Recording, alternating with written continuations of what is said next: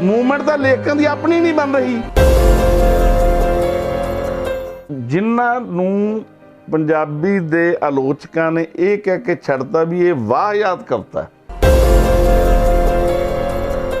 जेकर उनका इतिहास सुनहरी आ, चाहे केंद्रीय लेखक सभा चाहे कोई भी आ, कि उस तो असीं हुण निग्गर के अगे जावांगे। थोड़ी सोसाइटी ਸਾਹਿਤਕਾਰ ਨੂੰ ਵਿਗੜੇ ਹੋਏ ਬੰਦੇ ਸਮਝਦੀ ਹੈ। इस किस्म के माहौल में जे कोई गल करता वा तो वो कोई मुहिम तो घट भी नहीं हो सकती। ਅਸੀਂ ਉਹਨਾਂ ਦਾ ਹੁਸੈਨ ਸੰਭਾਲ ਕੇ ਰੱਖਿਆ, ਉਹਨਾਂ ਨੇ ਸਾਡਾ ਗੰਡਾ ਸਿਉਂ ਸੰਭਾਲ ਕੇ ਰੱਖਿਆ ਭਾਈ।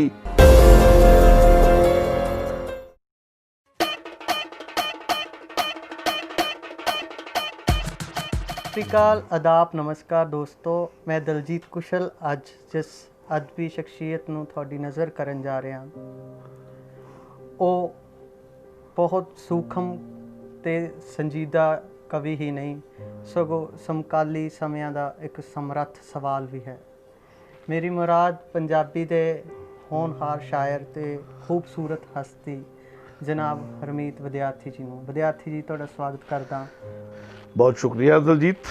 मैं भी मैसेज बॉक्स के दर्शकों को फतेह अर्ज करदा, सत श्री अकाल दी सांझ पाउणा और उम्मीद करदा कि वो सारे ठीक ठाक होणगे और तुसीं भी ठीक ठाक। विद्यार्थी जी एक पड़ा जिंदगी का हर कोई माणदा वा, वो तुसीं भी माणिया मैं भी माणिया, वो है बचपन। तुसीं अपने बचपन बारे कुछ गल्लां साडे नाल सांझियां करो।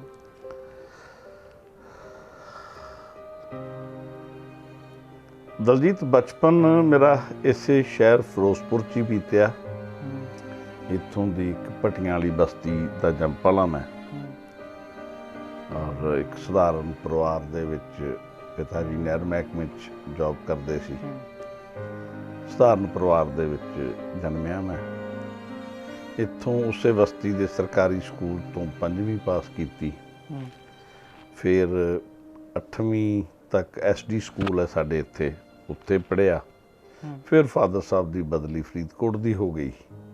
मैं उन्हां दे नाल 1979 दे विच फरीदकोट चला गया।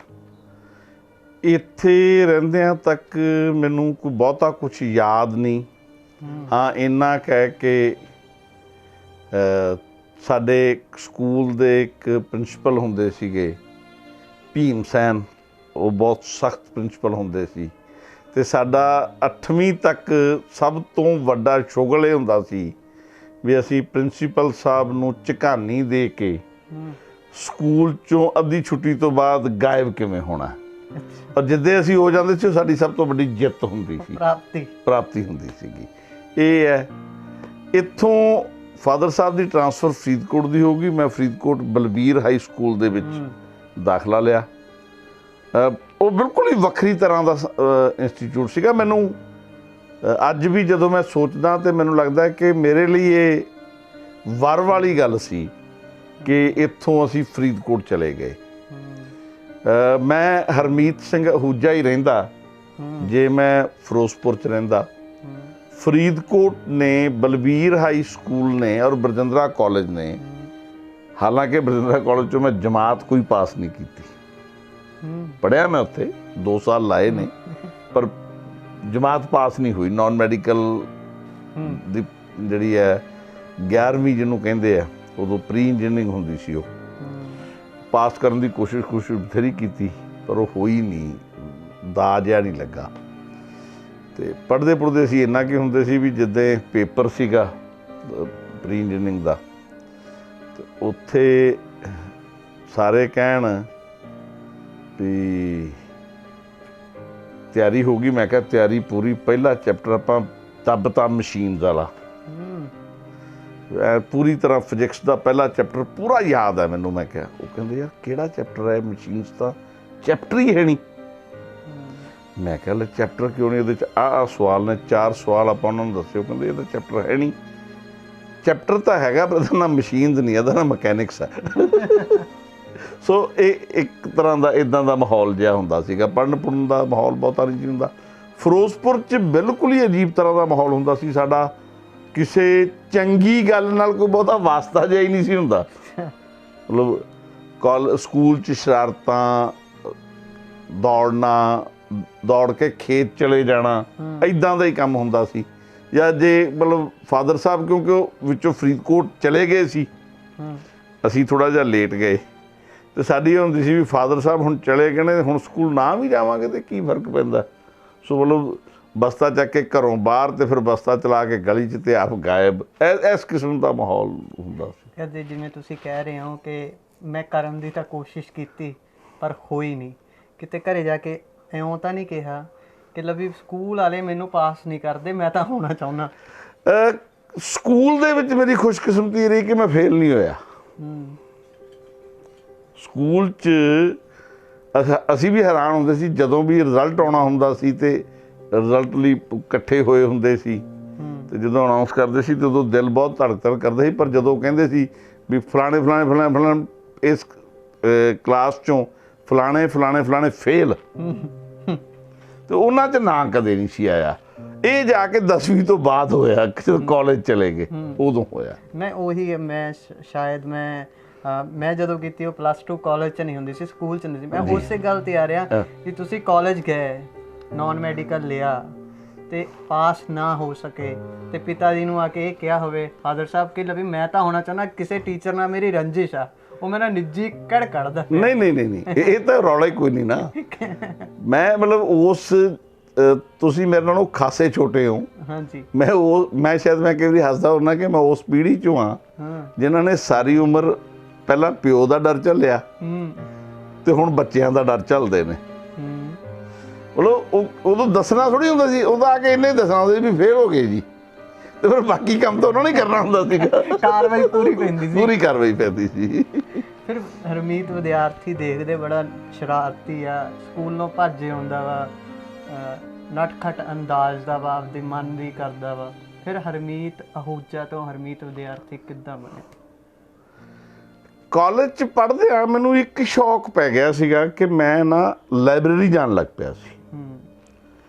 ਉਹਦਾ ਕੁਝ ਸਿਹਰਾ 'ਤੇ ਜਾਂਦਾ। ਮੇਰੇ ਸਕੂਲ ਦੇ ਇੱਕ ਅਧਿਆਪਕ ਹੁੰਦੇ ਸੀ ਫੌਜਾ ਸਿੰਘ ਬਰਾੜ, ਜਿਨ੍ਹਾਂ ਨੂੰ ਪੰਜਾਬੀ ਸਾਹਿਤ ਦੇ ਲੋਕ ਜਿਹੜੇ ਨੇ ਉਹ ਨਵਰਹੀ ਘੁਗਿਆਣਵੀ ਦੇ ਨਾਂ ਨਾਲ ਜਾਣਦੇ। ਉਹ ਮੇਰੇ ਅੰਗਰੇਜ਼ੀ ਦੇ ਟੀਚਰ ਹੁੰਦੇ ਸੀ।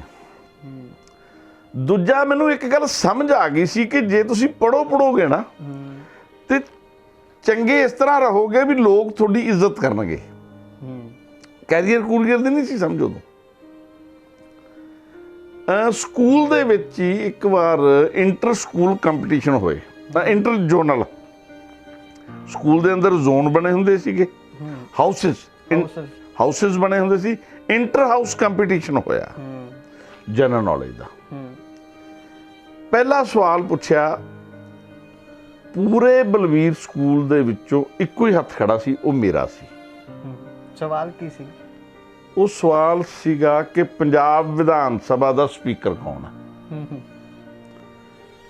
ਦੂਜਾ ਸਵਾਲ ਕੀਤਾ, ਉਦੋਂ ਵੀ ਮੇਰਾ ਹੀ ਹੱਥ ਖੜਾ। ਹੁਣ ਇਹ ਇਸ ਕਰਕੇ ਨਹੀਂ ਕਿ ਮੈਂ ਬਹੁਤ ਇੰਟੈਲੀਜੈਂਟ ਸੀਗਾ, ਇੰਟੈਲੀਜੈਂਟ ਤੁਹਾਨੂੰ ਮੈਂ ਦੱਸ ਚੁੱਕਿਆ ਮੈਂ ਕਿੰਨਾ ਕੁ ਸੀਗਾ। ਇੱਕ ਸੀਗਾ ਕਿ ਮੈਨੂੰ ਦੋਨੋਂ ਸਵਾਲ ਜਿਹੜੇ ਨੇ ਉਹ ਪੋਲੀਟੀਕਲ ਨੋਇਅਤ ਦੇ ਸੀ, ਅਤੇ ਮੈਨੂੰ ਸੜਕਾਂ 'ਤੇ ਲੱਗੇ ਹੋਏ ਪੋਸਟਰ ਪੜ੍ਹਨ ਦਾ ਬੜਾ ਸ਼ੌਕ ਸੀ, ਅਤੇ ਮੈਂ ਉਹ ਪੜ੍ਹਦਾ ਜਾਂਦਾ ਸੀ। ਉੱਥੋਂ ਮੈਨੂੰ ਯਾਦ ਰਹਿ ਗਏ ਉਹ ਦੋਵੇਂ ਨਾਂ। ਮੈਨੂੰ ਲੱਗਿਆ ਵੀ ਪੜ੍ਹਨਾ ਤਾਂ ਚੰਗੀ ਚੀਜ਼ ਹੁੰਦੀ ਹੈ, ਪਰ ਕੋਰਸ ਦੀਆਂ ਕਿਤਾਬਾਂ 'ਚ ਮਨ ਨਾ ਲੱਗਿਆ ਕਰੇ। ਉੱਧਰੋਂ ਨਵਰਾਹੀ ਸਾਹਿਬ ਨੇ ਸਾਨੂੰ ਆਪਣੀ ਕਿਤਾਬ ਘਾਲਣਾ ਦੇ ਦਿੱਤੀ, ਪੜ੍ਹੋ। ਅਤੇ ਉਹਦੇ ਵਿੱਚ ਬੜੇ ਪਿਆਰੇ ਗੀਤ ਸੀ। ਅਸਾਂ ਹੁਣੇ ਉਹਨਾਂ ਦਾ ਖਿਆਲ ਛੱਡਤਾ, ਸਾਰਾ ਕੁਝ ਉਮਰਾਂ ਦੇ ਨਾਲ ਛੱਡਤਾ, ਯਾਦ ਭਾਵੇਂ ਆਉਂਦੀ ਹੈ ਵਲੇਟ ਜਿਹਾ ਪੈਂਦਾ ਨਹੀਂ, ਦਿਲ ਹੁਣ ਤਾਂ ਉਹ ਚੜ੍ਹਦੀ ਜਵਾਨੀ, ਅਤੇ ਉਹ ਚੰਗੇ ਵੀ ਲੱਗਦੇ ਸੀ। ਫਿਰ ਹੋਰ ਪੜ੍ਹਨਾ ਸ਼ੁਰੂ ਕਰਤਾ। ਕਾਲਜ ਜਾ ਕੇ ਵੀ ਲਾਇਬ੍ਰੇਰੀ ਦਾ ਗੇੜਾ ਜ਼ਰੂਰ ਮਾਰਦੇ ਹੁੰਦੇ ਸੀ, ਕਲਾਸ 'ਚ ਭਾਵੇਂ ਜਾਈਏ ਨਾ ਜਾਈਏ। ਉਹਨਾਂ ਦਿਨਾਂ 'ਚ ਹੀ ਪੰਜਾਬ ਦਾ ਜਿਹੜਾ ਮਾਹੌਲ ਹੈ ਉਹ ਖਰਾਬ ਹੋਣਾ ਸ਼ੁਰੂ ਹੋ ਗਿਆ, ਅਤੇ ਮੈਂ ਇੱਕ ਚਿੱਠੀ ਲਿਖੀ ਅਖਬਾਰ ਨੂੰ, ਜਿਹਦਾ ਹੈਡਿੰਗ ਸੀ ਮੇਰੇ ਪੰਜਾਬ ਨੂੰ ਉਜੜਨ ਤੋਂ ਬਚਾਓ, ਜਿਹੜੀਆਂ ਪਾਠਕਾਂ ਦੀਆਂ ਚਿੱਠੀਆਂ ਟਾਈਪ ਹੁੰਦਾ। ਮੈਂ ਥੱਲੇ ਲਿਖਿਆ ਹਰਮੀਤ ਸਿੰਘ ਵਿਦਿਆਰਥੀ ਬਰਜਿੰਦਰਾ ਕਾਲਜ ਫਰੀਦਕੋਟ। ਹਰਮੀਤ ਸਿੰਘ ਵਿਦਿਆਰਥੀ, ਹਾਂ, ਹਰਮੀਤ ਸਿੰਘ ਵਿਦਿਆਰਥੀ Barjindra college Faridkot. Reference Barjindra college ਦਾ ਪਾਇਆ। ਉਹ ਜਦੋਂ ਚਿੱਠੀ ਛਪੀ ਤੇ ਉਹਦੇ ਤੇ ਲਿਖਿਆ ਹਰਮੀਤ ਵਿਦਿਆਰਥੀ ਬਰਜਿੰਦਰਾ ਕਾਲਜ ਫਰੀਦਕੋਟ। ਮੈਨੂੰ ਬੜਾ ਗੁੱਸਾ ਆਇਆ। ਉਹਨਾਂ ਨੇ ਮੇਰੇ ਨਾਲ ਸਿੰਘ ਕਰਤਾ, ਇੰਝ ਕਰਤਾ, ਉਂਝ ਕਰਤਾ, ਜੋ ਵੀ ਹੈ। ਪਰ ਉਦੋਂ ਬਾਅਦ ਜਦੋਂ ਮੈਂ ਮਾੜਾ ਮੋਟਾ ਪੜ੍ਹਨ ਸੀਰੀਅਸਲੀ ਲੱਗ ਗਿਆ, ਫਿਰ ਥੋੜ੍ਹਾ ਬਹੁਤਾ ਲਿਖਣ ਵੀ ਲੱਗ ਗਿਆ, ਤੇ ਫਿਰ ਤਲਾਸ਼ ਸ਼ੁਰੂ ਹੋਈ ਇੱਕ ਤਖੱਲਸ ਦੀ। ਤਖੱਲਸ ਤੋਂ ਬਗੈਰ ਉਸ ਦੌਰ ਦੇ ਵਿੱਚ ਇੱਕ ਤਾਂ ਕੁੜਤਾ ਲੰਮਾ ਤੇ ਸ਼ਾਮ ਨੂੰ ਮਤਲਬ ਮੈਂ ਡਿੱਗਦਾ ਢਹਿੰਦਾ ਜਾਂ ਜਾਣਾ, ਉਹਦੇ ਤੋਂ ਬਗੈਰ ਸ਼ਾਇਰ ਮੁਕੰਮਲ ਨਹੀਂ ਸਮਝਾਂਦਾ। ਤੇ ਤੀਜਾ ਸੀ ਤਖੱਲਸ, ਇਹ ਤੋਂ ਬਗੈਰ ਸ਼ਾਇਰ ਮੁਕੰਮਲ ਨਹੀਂ। ਮੈਂ ਬੜੇ ਨਾਂ ਰੱਖ ਕੇ ਵੇਖੇ, ਹਰਮੀਤ, ਮੀਤ, ਫਲਾਣਾ, ਸ਼ੈਲੀ, ਹਰਮੀਤ। ਉਹ ਇੱਕ ਦਿਨ ਕਦੋਂ ਫਰੋਲਦਿਆਂ ਉਹ ਕਾਗਜ਼ ਲੱਭ ਪਿਆ। ਜਦੋਂ ਮੈਂ ਵੇਖਿਆ ਹਰਮੀਤ ਵਿਦਿਆਰਥੀ ਬਰਜਿੰਦਰਾ, ਤਾਂ ਮੈਨੂੰ ਲੱਗਿਆ ਯਾਰ ਵੀ ਆਹ ਠੀਕ ਹੈ, ਇਹ ਰੱਖ ਲੈਣਾ ਚਾਹੀਦਾ। ਉਹ ਮੈਂ ਫਿਰ ਰੱਖ ਲਿਆ। ਤੇ ਫਿਰ ਮੈਨੂੰ ਲੱਗਿਆ ਵੀ ਮੈਂ ਬਹੁਤ ਗਾਲਾਂ ਕੱਢੀਆਂ ਉਹਨਾਂ ਨੂੰ, ਪਰ ਚਲੋ ਕੰਮ ਆ ਗਏ। ਉਸ ਟਾਈਮ ਉਹ ਜਿਨ੍ਹਾਂ ਨੂੰ ਗਾਲਾਂ ਕੱਢੀਆਂ ਸੀ ਉਹਨਾਂ ਕੋਲ ਸ਼ਿਕਾਇਤ ਦਰਜ ਨਹੀਂ ਕਰਾਉਣਗੇ ਕਿ ਤੁਸੀਂ ਮੇਰਾ ਨਾਂ ਵਿਗਾੜੀ ਜਾਂਦੇ ਹੋ? ਨਹੀਂ, ਉਹ ਇੰਨੀ ਉਦੋਂ ਔਕਾਤ ਤੇ ਸਮਝ ਤੇ ਔਕਾਤ ਦੋਨੋਂ ਨਹੀਂ ਸੀ ਹੁੰਦੀਆਂ। ਤੇ ਇਹ ਤਾਂ ਸੀ ਤੁਹਾਡਾ ਹਰਮੀਤ ਵਿਦਿਆਰਥੀ ਤੱਕ, ਹਰਮੀਤ ਸਿੰਘ ਤੋਂ ਹਰਮੀਤ ਵਿਦਿਆਰਥੀ ਤੱਕ ਦਾ ਸਫ਼ਰ। ਇਹਦੇ ਵਿੱਚ ਇੱਕ ਬੰਦੇ ਦਾ ਹੋਰ ਬਹੁਤ ਯੋਗਦਾਨ ਹੈ। ਉਹਦਾ ਨਾਂ ਤੇਜਵਿੰਦਰ ਬਰਾੜ। ਸ਼ਾਇਦ ਤੁਸੀਂ ਆਸਥਾ ਕਿਤਾਬ ਪੜ੍ਹੀ ਹੋਵੇ, ਫਰੀਦਕੋਟ ਤੋਂ ਬਹੁਤ ਪਿਆਰਾ ਸ਼ਾਇਰ ਹੈ। ਇਹਨਾਂ ਦਿਨਾਂ ਦੇ ਵਿੱਚ ਜਦੋਂ ਕਾਲਜ ਮੈਂ ਛੱਡਤਾ ਸੀ ਔਰ ਭਟਕ ਰਿਹਾ ਸੀ, ਜਦੋਂ ਕਈ ਕਾਰਨਾਂ ਕਰਕੇ ਬਹੁਤ ਸਾਰੇ ਦੋਸਤ ਲਾਗੇ ਨਹੀਂ ਸੀ ਲੱਗਦੇ, ਤਾਂ ਤੇਜਵਿੰਦਰ ਬਰਾੜ ਇੱਕ ਸ਼ਖਸ ਸੀਗਾ ਜਿਹਨੇ ਮੈਨੂੰ ਆਪਣੇ ਨਾਲ ਲਾਇਆ, ਜੋੜਿਆ, ਮੈਨੂੰ ਪੜ੍ਹਨ ਦੇ ਰਾਹੇ ਤੋਰਿਆ। ਹੌਲੀ ਹੌਲੀ ਇਹ ਰਾਹ ਜਿਹੜਾ ਹੈ, ਜਿਹੜਾ ਮੈਂ ਕਦੇ ਕਦੇ ਕਹਿੰਦਾ ਕਿ ਮੇਰੇ ਲਈ ਕਵਿਤਾ ਦਾ ਰਾਹ ਜਿਹੜਾ ਆ, ਉਹ ਫਰੀਦਕੋਟ ਤੋਂ ਚਾਹਲਾਂ ਵੱਲ ਨੂੰ ਜਾਂਦਾ ਜਿਹੜਾ ਨਹਿਰ ਦੇ ਵਾਲਾ ਰਾਹ ਆ, ਉਹ ਹੈ। ਉਹਨੇ ਮੈਨੂੰ ਹੌਲੀ ਹੌਲੀ ਜ਼ਿੰਦਗੀ ਦੇ ਰਾਹ ਪਾਇਆ। ਇਹ ਜਦੋਂ ਅਸੀਂ ਕਵਿਤਾ ਵੱਲ ਨੂੰ ਤੁਹਾਡਾ ਮੋੜਾ ਦੇਖਦੇ ਹਾਂ, ਤਾਂ ਬਹੁਤ ਸਾਰੇ ਲੋਕਾਂ ਦੀਆਂ, ਬਹੁਤ ਸਾਰੇ ਵਿਦਵਾਨਾਂ ਦੀਆਂ, ਬਹੁਤ ਸਾਰੇ ਸ਼ਾਇਰਾਂ ਦੀਆਂ, ਕਵੀਆਂ ਦੀਆਂ ਧਾਰਨਾ ਕਿ ਕਵਿਤਾ ਕਿਸੇ ਲਈ ਇਸ਼ਕ ਆ, ਕਿਸੇ ਲਈ ਪਿਆਰ ਆ, ਮੁਹੱਬਤ ਆ, ਕਿਸੇ ਲਈ ਪੜ੍ਹਾਸ ਆ, ਆਪਣੀ ਅੰਦਰੂਨੀ ਭਾਵਾਂ ਨੂੰ ਵਿਅਕਤ ਕਰਨਾ। ਇੱਕ ਕਵਿਤਾ ਦੇ ਵਿੱਚ ਕਹਿੰਦੇ ਕਿ ਕਵਿਤਾ ਇਲਹਾਮ ਆ, ਜਾਂ ਫਿਰ ਅੱਜ ਕੱਲ੍ਹ ਇੱਕ ਨਵਾਂ ਜੋ ਕਵਿਤਾ ਨੂੰ ਕਿਹਾ ਜਾਂਦਾ ਪ੍ਰੋਸੈਸ ਆਫ ਪ੍ਰੈਕਟਿਸ। ਤਾਂ ਤੁਹਾਡੇ ਲਈ ਕਵਿਤਾ ਕੀ ਆ?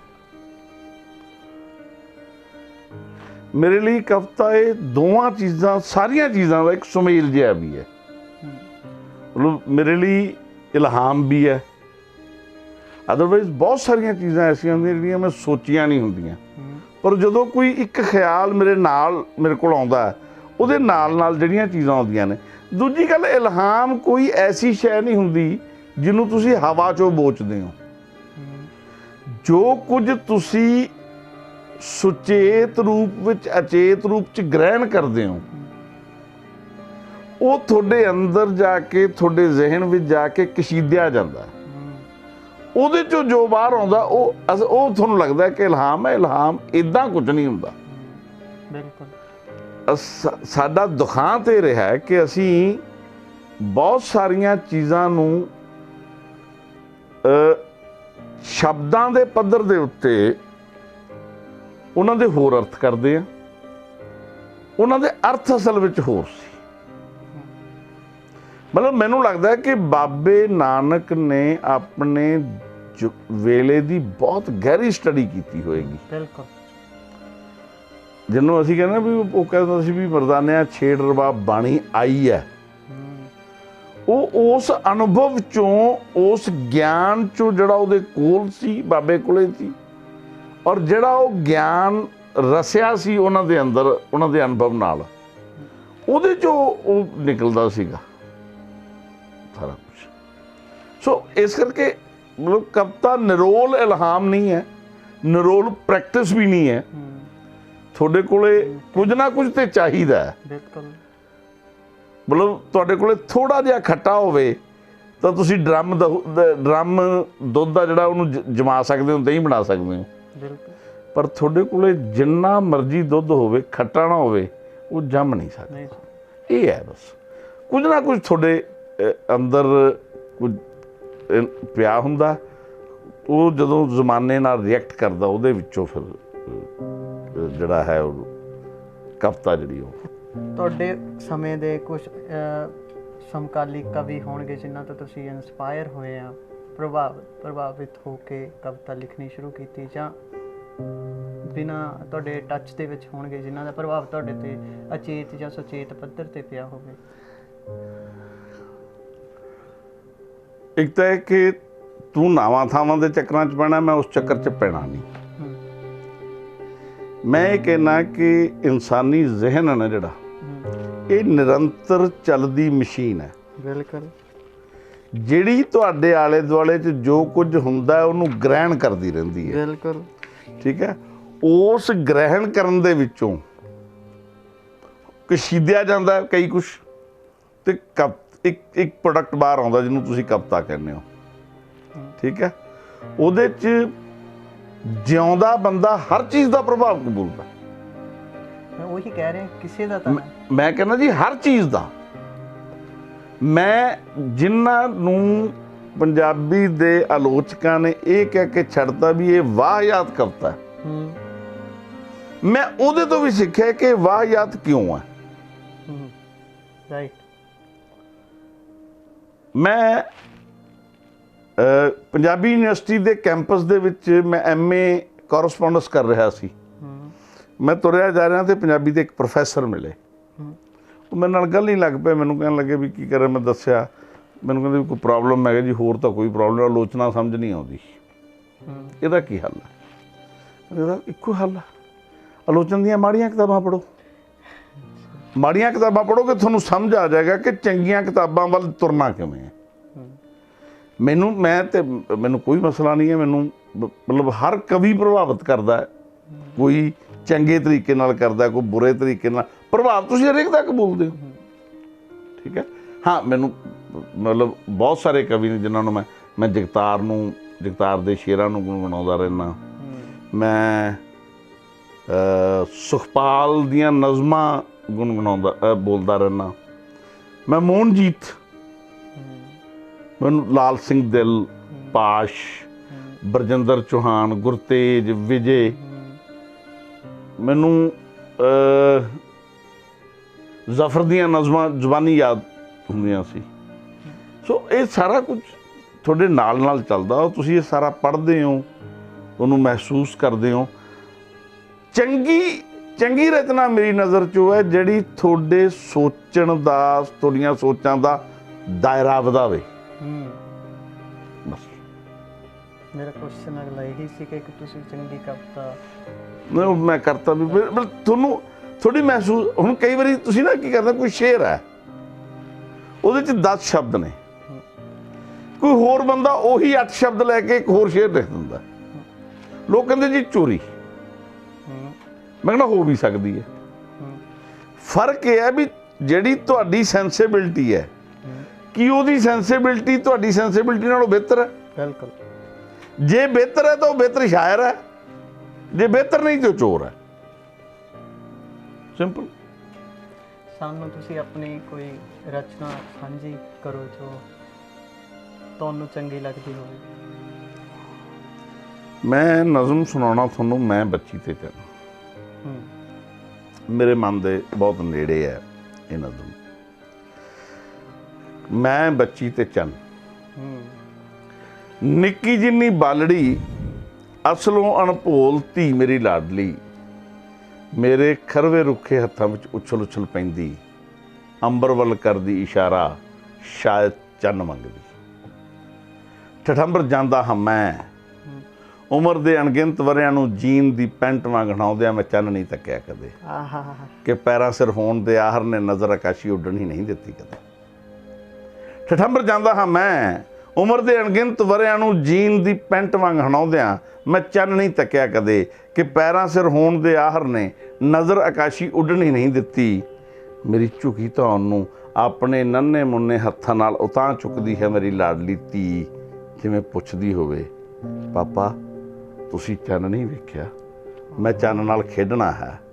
ਮੈਂ ਗੌਰ ਨਾਲ ਆਪਣੀ ਨਿੱਕੀ ਜਿੰਨੀ ਬਾਲੜੀ ਅਸਲੋਂ ਅਣਭੋਲ ਲਾਡਲੀ ਧੀ ਵੱਲ ਤੱਕਦਾ ਹਾਂ, ਜਿਵੇਂ ਕੋਈ ਸੁਪਨਾ ਬੀਜ ਸੁਰਖਰੂ ਹੋ ਗਿਆ ਹੋਵਾਂ, ਜਿਵੇਂ ਕੋਈ ਸੁਪਨਾ ਬੀਜ ਸੁਰਖਰੂ ਹੋ ਗਿਆ ਹੋਵਾਂ। ਵਾਹ, ਬਹੁਤ ਕਮਾਲ, ਬਹੁਤ ਕਮਾਲ। ਮੈਂ ਅਗਲੇ ਸਵਾਲ ਤੇ ਆਉਣਾ ਵਾਂ ਕਿ ਤੁਸੀਂ ਇੱਕ ਮੁਹਿੰਮ ਸ਼ੁਰੂ ਕੀਤੀ ਫੇਸਬੁੱਕ ਦੇ ਉੱਤੇ, ਬਹੁਤ ਸਾਰੇ ਸੱਜਣ ਮਿੱਤਰ ਜੁੜੇ ਹੋਏ ਆ ਕਾਲਜ ਸੰਬੰਧੀ, ਤੁਸੀਂ ਉਹਦੇ ਬਾਰੇ ਸਾਨੂੰ ਥੋੜਾ ਜਿਹਾ ਚਾਨਣਾ ਪਾਓ। ਨਹੀਂ ਦਲਜੀਤ, ਮੈਂ ਕੋਈ ਮੁਹਿੰਮ ਨਹੀਂ ਸ਼ੁਰੂ ਕੀਤੀ। ਸਾਡੇ ਲਈ ਉਹ ਮੁਹਿੰਮ ਨਹੀਂ, ਤੁਹਾਡੇ ਲਈ ਹੋ ਸਕਦੀ ਹੈ, ਮੈਂ ਕੋਈ ਮੁਹਿੰਮ ਸ਼ੁਰੂ ਨਹੀਂ ਕੀਤੀ। ਮੈਂ ਅਸਲ ਦੇ ਵਿੱਚ ਇੱਕ ਦਿਨ ਬੈਠੇ ਬੈਠੇ ਆਪਣੇ ਸ਼ਹਿਰ ਦੇ ਕਾਲਜ ਬਾਰੇ ਕੋਈ ਗੱਲ ਕਰਨ ਦਾ ਮਨ ਕੀਤਾ ਤੇ ਮੈਂ ਇੱਕ ਪੋਸਟ ਪਾ ਦਿੱਤੀ। ਉਹਨੂੰ ਹੁੰਗਾਰਾ ਵੀ ਚੰਗਾ ਮਿਲ ਗਿਆ। ਮੈਂ ਹੌਲੀ ਹੌਲੀ ਲਾਗਲੇ ਕਾਲਜ ਬਾਰੇ ਸੋਚਣ ਲੱਗ ਪਿਆ। ਬਰਜਿੰਦਰਾ ਕਾਲਜ ਬਾਰੇ ਮੈਂ ਉੱਥੇ ਪੜ੍ਹਿਆ ਤਾਂ ਨਹੀਂ, ਗਿਆ ਵਾਂ, ਜਿਵੇਂ ਮੈਂ ਪਹਿਲਾਂ ਦੱਸਿਆ ਮੇਰਾ ਕਾਲਜ ਆ, ਉਹਦੇ ਬਾਰੇ ਫਿਰ ਹੋਰ ਕਾਲਜਾਂ ਬਾਰੇ ਗੱਲ ਕਰਦਿਆਂ ਮਤਲਬ ਮੇਰੀ ਜਿਹੜੀ ਪਹਿਲੀ ਪੋਸਟ ਸੀ ਉਹਦੇ 'ਚ 4 5 7 17 ਸੀ ਕਿ ਫਲਾਂ ਕਾਲਜ ਆ, ਉਹਦੇ 'ਚ ਇੰਨੀਆਂ ਪਰਮਾਨੈਂਟ ਪੋਸਟਾਂ ਨੇ, ਪਰਮਾਨੈਂਟ ਟੀਚਰ ਇੰਨੇ ਨੇ, ਹਾਲਤ ਬਹੁਤ ਮਾੜੀ ਹੈ। ਪਰ ਜਿਵੇਂ ਜਿਵੇਂ ਮੈਂ ਉਹ ਕਰਦਾ ਗਿਆ, ਮੇਰੇ ਕੋਲੇ ਕੁਝ ਕਹਾਣੀਆਂ ਆਉਂਦੀਆਂ ਗਈਆਂ। ਮੇਰੇ ਕੋਲ ਇੱਕ ਕਹਾਣੀ ਇਹ ਆਉਂਦੀ ਹੈ ਕਿ ਰਜਿੰਦਰਾ ਕਾਲਜ ਬਠਿੰਡੇ ਦੇ ਵਿੱਚ ਦੇਵਨੀਤ ਐਡਮਿਸ਼ਨ ਲੈਣ ਜਾਂਦਾ ਤੇ ਕਾਲਜ ਦਾ ਕਲਰਕ ਇਹ ਕਹਿ ਕੇ ਮੋੜਦਾ ਹੁੰਦਾ ਵੀ ਤੇਰੇ ਕੋਲੇ ਕਰੈਕਟਰ ਸਰਟੀਫਿਕੇਟ ਹੈ ਨਹੀਂ। ਅੱਛਾ। ਤੇ ਲੈ ਕੇ ਆ। ਤੇ ਦੇਵਨੀਤ ਕਾਲਜ ਤੋਂ ਬਾਹਰ ਨੂੰ ਜਾ ਰਿਹਾ ਕਰੈਕਟਰ ਸਰਟੀਫਿਕੇਟ ਲੈਣ, ਤੇ ਪ੍ਰੋਫੈਸਰ ਕਰਮ ਸਿੰਘ ਹੋਰੀ ਅੰਦਰ ਆ ਰਹੇ ਆ। ਤੇ ਉਹਦੀ ਬਾਂਹ ਫੜ ਕੇ ਕੀ ਗੱਲ, ਉਹ ਕਹਿੰਦਾ ਜੀ ਮੈਨੂੰ ਐਡਮਿਸ਼ਨ ਨਹੀਂ ਦਿੱਤੀ, ਮੈਨੂੰ ਕਰੈਕਟਰ ਸਰਟੀਫਿਕੇਟ ਮੰਗਦੇ ਆ। ਕਰਮ ਸਿੰਘ ਉਹਨੂੰ ਕਲਰਕ ਕੋਲ ਲੈ ਗਿਆ। ਕਰਮ ਸਿੰਘ ਦਾ ਫਿਕਰਾ ਸੁਣ, ਉਹ ਤੈਨੂੰ ਮੁੰਡੇ ਦੇ ਮੱਥੇ ਤੇ ਬਠਿੰਡੇ ਦਾ ਕਰੈਕਟਰ ਸਰਟੀਫਿਕੇਟ ਲਿਖਿਆ ਨਜ਼ਰ ਨਹੀਂ ਆਉਂਦਾ, ਦੇ ਐਡਮਿਸ਼ਨ। ਕਹਾਣੀ ਇਹ ਬਣਦੀ ਹੈ ਕਿ ਸਾਇੰਸ ਕਾਲਜ ਜਗਰਾਓਂ ਦੇ ਵਿੱਚ ਜਿਹੜਾ ਲਛਮਣ ਸਿੰਘ ਗਿੱਲ ਹੋਰਾਂ ਬਣਾਇਆ ਸੀ, 74 ਦੇ ਵਿੱਚ ਇਹਨੂੰ ਬੰਦ ਕਰਨ ਦੀਆਂ ਕੋਸ਼ਿਸ਼ਾਂ ਹੋਣ ਲੱਗ ਪਈਆਂ। ਤੇ ਇੱਕ ਬੰਦਾ ਗੁਰਦੀਪ ਸਿੰਘ ਮੋਤੀ ਹੈ, ਰੋਡਵੇਜ਼ ਦਾ ਆਗੂ ਹੈ, ਉਹਦਾ ਕੋਈ ਲੈਣਾ ਦੇਣਾ ਨਹੀਂ ਉਸ ਕਾਲਜ ਨਾਲ, ਪਰ ਉਹਨੂੰ ਲੱਗਿਆ ਕਿ ਮੇਰੇ ਇਲਾਕੇ ਲਈ ਇਹ ਬੜੀ ਚੰਗੀ ਚੀਜ਼ ਹੈ ਤੇ ਬੰਦ ਹੋਊਗੀ ਤੇ ਨੁਕਸਾਨ ਹੋਏਗਾ। ਉਸ ਰੋਡਵੇਜ਼ ਦੇ ਮੁਲਾਜ਼ਮ ਨੇ ਲੜਾਈ ਲੜੀ, ਆਗੂ ਬਣ ਕੇ ਸੰਘਰਸ਼ ਹੋਇਆ ਤੇ ਉਹ ਕਾਲਜ ਬੰਦ ਹੋਣੋਂ ਰਹਿ ਗਿਆ, ਉਹ ਬੰਦ ਨਾ ਹੋਇਆ। ਮੈਨੂੰ ਸਮਝ ਆਈ ਕਿ ਜਿਹੜਾ ਬੰਦਾ ਜਾਗਦੀ ਜ਼ਮੀਰ ਵਾਲਾ, ਹਰ ਖੇਤਰ ਹੀ ਉਹਦਾ, ਜਿੱਥੇ ਕਿਤੇ ਉਹਦੀ ਦਖਲ ਅੰਦਾਜ਼ੀ ਕੁਝ ਬਿਹਤਰ ਕਰ ਸਕਦੀ ਹੈ। ਮੈਂ ਐਵੇਂ ਪਤਾ ਕਰ ਰਿਹਾ ਸੀ, ਉਸੇ ਕਾਲਜ ਦੇ ਵਿੱਚ IAS ਮਨਮੋਹਨ ਸਿੰਘ ਹੋਰੀ ਹੁੰਦੇ ਸੀ, ਉਸ ਕਾਲਜ ਦੇ ਡਾਇਰੈਕਟਰ ਰਹੇ ਨੇ। ਉਹਨਾਂ ਨੇ ਆਪਣੇ ਹੱਥੀ ਟਰੈਕਟਰ ਚਲਾ ਕੇ ਗਰਾਊਂਡ ਬਣਾਏ ਨੇ ਉੱਥੋਂ ਦੇ। ਮਨਮੋਹਨ ਸਿੰਘ ਇਹ 9 ਤੋਂ 12 ਜਾਂ 9 ਤੋਂ 2 ਕਾਲਜ ਜਾਣ ਵਾਲੀ ਪੀੜ੍ਹੀ ਜਿਹੜੀ ਹੈ ਪੜ੍ਹਾਉਣ ਵਾਲਿਆਂ ਦੀ, ਉਹ ਇਸ ਲਗਾ ਨੂੰ ਕਿਵੇਂ ਸਮਝੂਗੀ? ਬਿਲਕੁਲ। ਢੁੱਡੀਕੇ ਦਾ ਕਾਲਜ ਪ੍ਰੋਫੈਸਰਾਂ ਨੂੰ ਹਾੜੀ ਸੋਹਣੀ ਤਨਖਾਹ ਦਿੰਦਾ ਹੁੰਦਾ ਸੀ, ਹਾੜੀ ਸੋਹਣੀ ਫਸਲ ਆਉਣੀ ਤੇ ਕਾਲਜ ਦੇ ਪ੍ਰੋਫੈਸਰਾਂ ਨੇ ਤੇ ਮੈਨੇਜਮੈਂਟ ਕਮੇਟੀ ਨੇ ਉਗਰਾਹੀ ਕਰਨ ਤੁਰਨਾ। ਸੰਸਥਾਵਾਂ ਐਵੇਂ ਨਹੀਂ ਬਣਦੀਆਂ। ਮੇਰਾ ਇੰਟਰਸਟ ਸੰਸਥਾਵਾਂ ਦੇ ਉਸਾਰ ਦੀ ਕਹਾਣੀ ਜਾਣਨ ਵਿੱਚ, ਤੇ ਉਸ ਬਹਾਨੇ ਜੇ ਕੋਈ ਦੂਰ ਦਰਾਡੇ ਕਿਤੇ ਕੋਈ ਦੀਵਾ ਜਗਦਾ ਨਜ਼ਰ ਆਵੇ ਕਿ ਯਾਰ ਇਹਨਾਂ ਨੂੰ ਬਚਾਇਆ ਜਾ ਸਕਦਾ ਕਿਸੇ ਤਰ੍ਹਾਂ, ਮੇਰਾ ਇੰਟਰਸਟ ਉਸ ਗੱਲ 'ਚ ਹੈ। ਮੈਂ ਉਸ ਪ੍ਰੋਸੈਸ ਨੂੰ ਸਮਝਣ ਦੀ ਕੋਸ਼ਿਸ਼ 'ਚ ਹਾਂ। ਮੁਹਿੰਮਾਂ ਖੜੀਆਂ ਕਰਨੀਆਂ ਬਹੁਤ ਵੱਡੀਆਂ ਗੱਲਾਂ ਹੁੰਦੀਆਂ ਨੇ, ਇਹਨੂੰ ਮੁਹਿੰਮ ਦਾ ਨਾਂ ਨਹੀਂ ਮੈਂ ਦਿੰਦਾ। ਮੇਰਾ ਮੁਹਿੰਮ ਕਹਿਣ ਤੋਂ ਭਾਵ ਇਹ ਸੀ ਕਿ ਅੱਜ ਕੱਲ੍ਹ ਜਿੰਨੀ ਬੇਰੁਜ਼ਗਾਰ ਪੀੜ੍ਹੀ ਚਾਹੇ ਅਧਿਆਪਨ ਕਿੱਤੇ ਨਾਲ ਜੁੜੀ ਹੋਈ, ਪਿੱਛੇ ਤੁਸੀਂ ਦੇਖਿਆ ਹੋਵੇਗਾ ਕਿ ਪਟਿਆਲਾ ਦੇ ਵਿੱਚ ਬਹੁਤ ਵੱਡੇ ਪੱਧਰ ਦੇ ਉੱਤੇ ਟੀਚਰ ਦਾ ਜਿਹੜਾ ਮੁਜ਼ਾਹਰਾ ਹੋਇਆ ਵਾ, ਉਹਨਾਂ ਦੇ ਵਿਛਾੜਾ, ਪਾਣੀ ਦੀਆਂ ਵਿਛਾੜਾ ਮਾਰ ਕੇ ਉਹਨਾਂ ਨੂੰ ਖਦੇੜਿਆ ਗਿਆ ਵਾ। ਕਈ ਦਿਨ ਉਹ ਜਿਹੜਾ ਅੰਦੋਲਨ ਚੱਲਿਆ ਵਾ, ਤੇ ਇਸ ਕਿਸਮ ਦੇ ਮਾਹੌਲ ਵਿੱਚ ਜੇ ਕੋਈ ਗੱਲ ਕਰਦਾ ਵਾ ਤਾਂ ਉਹ ਕੋਈ ਮੁਹਿੰਮ ਤੋਂ ਘੱਟ ਵੀ ਨਹੀਂ ਹੋ ਸਕਦਾ। ਚਲੋ ਜੇ ਤੁਹਾਨੂੰ ਇੰਝ ਲੱਗਦਾ ਹੈ ਤੇ ਮੈਂ ਸ਼ੁਕਰੀਆ ਮੈਸੇਜ ਬਾਕਸ। ਇਸੇ ਨਾਲ ਮੈਂ ਜੋੜਦਾ ਹੋਇਆ ਸੰਸਥਾਵਾਂ ਦੀ ਵੀ ਗੱਲ ਕਰਦਾ ਵਾਂ, ਜੋ ਲਿਟਰੇਰੀ ਸੰਸਥਾਵਾਂ ਵਾ, ਚਾਹੇ ਸਾਹਿਤ ਅਕੈਡਮੀ ਲੁਧਿਆਣਾ ਹੋਵੇ, ਮੋਗਾ ਹੋਵੇ, ਚਾਹੇ ਕੇਂਦਰੀ ਲੇਖਕ ਸਭਾ ਹੋਵੇ, ਪ੍ਰਗਤੀਸ਼ੀਲ ਸੰਘ, ਜੋ ਵੀ ਸਾਹਿਤ ਦੀ ਨੁਮਾਇੰਦਗੀ ਕਰਦੀਆਂ। ਇਹਨਾਂ ਜੋ ਮਾਹੌਲ ਬਣ ਰਿਹਾ ਸੀਗਾ, ਚਾਹੇ ਕਿਸਾਨ ਯੂਨੀਅਨ ਦਾ ਬਣ ਰਿਹਾ ਸੀ, ਚਾਹੇ ਬਣ ਰਿਹਾ ਸੀ ਅਧਿਆਪਕ ਯੂਨੀਅਨ ਦਾ, ਚਾਹੇ ਦੇਸ਼ ਦਾ ਮਾਹੌਲ NRC ਨੂੰ ਲੈ ਕੇ ਹੋਵੇ, ਇੱਕ ਨਾਗਰਿਕਤਾ ਦੇ ਬਿੱਲ ਨੂੰ ਲੈ ਕੇ ਹੁੰਦਾ, ਤਾਂ ਇਹਨਾਂ ਸੰਸਥਾਵਾਂ ਦਾ ਕੀ ਯੋਗਦਾਨ ਰਿਹਾ?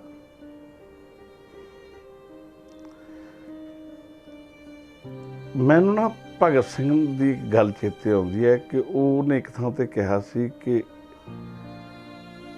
ਪੰਜਾਬ ਅਸਲ 'ਚ ਰਾਜਨੀਤਿਕ ਪਛੜੇਵੇਂ ਦਾ ਸ਼ਿਕਾਰ ਹੈ। ਪੰਜਾਬ ਅਜੇ ਵੀ ਉਵੇਂ ਹੀ ਹੈ। ਇਹ ਨਹੀਂ ਕਿ ਪੰਜਾਬੀ ਲੇਖਕਾਂ ਨੇ ਇਹਨਾਂ ਮਸਲਿਆਂ ਦੇ ਉੱਤੇ ਬੋਲੇ ਨਹੀਂ, ਇਹ ਨਹੀਂ ਹੈ। ਇਹ ਵੀ ਨਹੀਂ ਕਿ ਸੰਸਥਾਵਾਂ ਨੇ ਕੋਈ ਪ੍ਰਤੀਕਰਮ ਨਹੀਂ ਦਿੱਤਾ, ਪਰ ਜਿਸ ਕਿਸਮ ਨਾਲ ਇੱਕ ਬੱਝਵੀਂ ਰੈਜ਼ਿਸਟੈਂਸ ਸ਼ੋ ਕਰਨੀ ਚਾਹੀਦੀ ਸੀ ਉਹ ਨਹੀਂ ਹੋ ਸਕੀ। ਮਤਲਬ ਇਸ ਗੱਲ 'ਚ ਕੋਈ ਸ਼ੱਕ ਨਹੀਂ ਕਿ ਇਹ ਸੰਸਥਾਵਾਂ ਸਾਰੀਆਂ ਆਪਣੇ ਸੁਭਾਅ ਵਜੋਂ ਸਥਾਪਤੀ ਵਿਰੋਧੀ ਨੇ, ਬਿਲਕੁਲ ਕੋਈ ਮਸਲਾ ਨਹੀਂ ਹੈ। ਲੇਕਿਨ ਜਿਸ ਕਿਸਮ ਦਾ ਇੱਕ ਬੱਝਵਾਂ ਰੈਜ਼ਿਸਟੈਂਸ ਮੰਗ ਕਰਦਾ ਸੀ, ਉਹਦੇ 'ਚ ਅਸੀਂ ਪਛੜੇ ਹਾਂ। ਇਹ ਬਿਲਕੁਲ ਠੀਕ ਹੈ ਗੱਲ। ਉਹਦੀ ਇੱਕ ਵਜ੍ਹਾ ਵੀ ਹੈ। ਪੰਜਾਬੀ ਸਾਹਿਤ ਦੇ ਉੱਤੇ ਇਸ ਵੇਲੇ ਅਸੀਂ ਹਾਵੀ ਹਾਂ। ਅਸੀਂ ਹਾਵੀ ਹਾਂ। ਅਸੀਂ ਦਾ ਮਤਲਬ ਅਸੀਂ ਮਿਡਲ ਕਲਾਸ ਲੋਕ।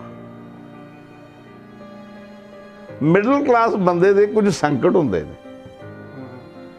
ਇੱਕ ਤਾਂ ਉਹ ਸੁਭਾਅ ਤੋਂ ਸਟੇਟਸ ਕੋਇਸਟ ਹੁੰਦਾ, ਉਹ ਵੀ ਠੀਕ ਹੈ ਯਾਰ, ਐਂ ਜੇ ਚੱਲੀ ਜਾਵੇ, ਮੱਥੇ ਤੇ ਅਹੁਦੇਦਾਰੀ ਦੀ ਕਲਗੀ ਵੀ ਹੋਵੇ, ਠੀਕ ਹੈ, ਮੂੰਹ ਤੇ ਐਂਟੀ ਸਟੈਬਲਿਸ਼ਮੈਂਟ ਹੋਣ ਦਾ ਜਿਹੜਾ ਹੈ ਉਹ ਵੀ ਹੋਵੇ, ਬਿਆਨ ਵੀ ਹੋਵੇ, ਤੇ ਸ਼ਾਮ ਦਾ ਜਿਹੜਾ ਪ੍ਰੋਗਰਾਮ ਹੈ ਕੋਈ, ਉਹਦੇ ਵਿੱਚ ਡਿਸਟਰਬੈਂਸ ਵੀ ਨਾ ਆਵੇ ਕੋਈ ਵੀ। ਮਤਲਬ ਇਹਨੂੰ ਤੂੰ ਜਿਸ ਤਰ੍ਹਾਂ ਮੁਸਕਰਾ ਰਿਹਾ ਤੂੰ ਹੋਰ ਤਰ੍ਹਾਂ ਦਾ, ਮਤਲਬ ਸ਼ਾਮ ਨੂੰ ਬੀਵੀ ਨਾਲ ਮੰਨ ਲਓ ਕਿ ਤੁਸੀਂ ਬਾਜ਼ਾਰ ਹੀ ਜਾਣਾ, ਉਹਦੇ ਵਿੱਚ ਵੀ ਕੋਈ ਵਿਘਨ ਨਾ ਆਵੇ।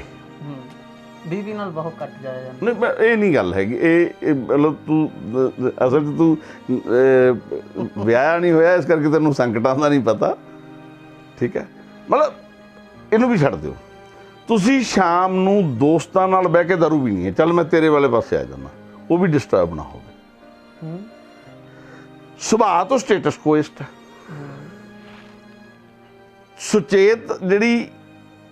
ਸੁਚੇਤ ਨੀਜ ਹੈ, ਉਹ ਮੰਗ ਕਰਦੀ ਹੈ ਕਿ ਤੁਸੀਂ ਐਂਟੀ ਐਸਟੈਬਲਿਸ਼ਮੈਂਟ ਤੋਂ ਵਿਗੜੇ ਵੀ ਨਾ ਕਿਸੇ ਨਾਲ, ਨੈਚੁਰਲੀ। ਤੇ ਫਿਰ ਇਦਾਂ ਦਾ ਕੁਝ ਵੀ ਹੋ ਸਕਦਾ।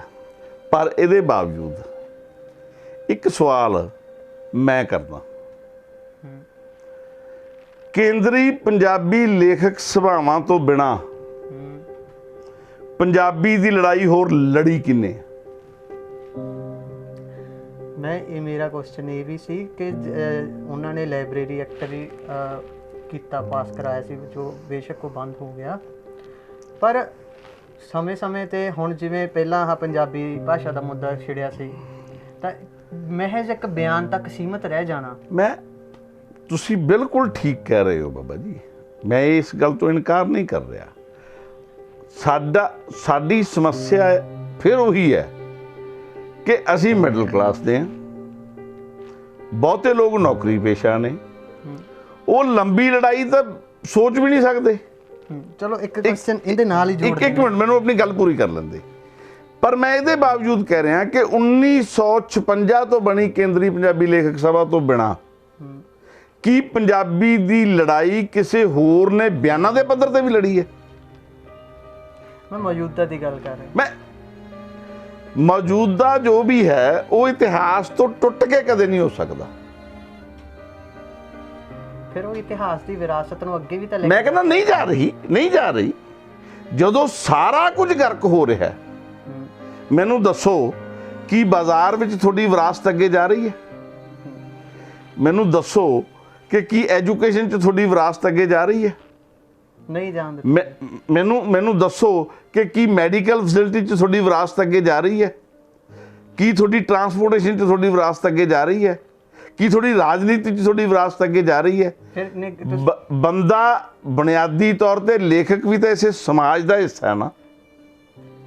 ਮੈਡੀਕਲ ਲਾਈਨ ਦੇ ਵਿੱਚ ਕਿਸੇ ਟੈਕਨੋਲੋਜੀ ਨੂੰ ਪਛਾੜ ਕੇ ਅੱਗੇ ਵਧਿਆ ਜਾਂਦਾ ਵਾ ਕਿ ਜੇਕਰ ਉਹਦਾ ਇਤਿਹਾਸ ਸੁਨਹਿਰੀ ਆ, ਚਾਹੇ ਕੇਂਦਰੀ ਲੇਖਕ ਸਭਾ ਚਾਹੇ ਕੋਈ ਵੀ ਆ, ਕਿ ਉਸ ਤੋਂ ਅਸੀਂ ਹੁਣ ਨਿੱਘਰ ਕੇ ਅੱਗੇ ਜਾਵਾਂਗੇ?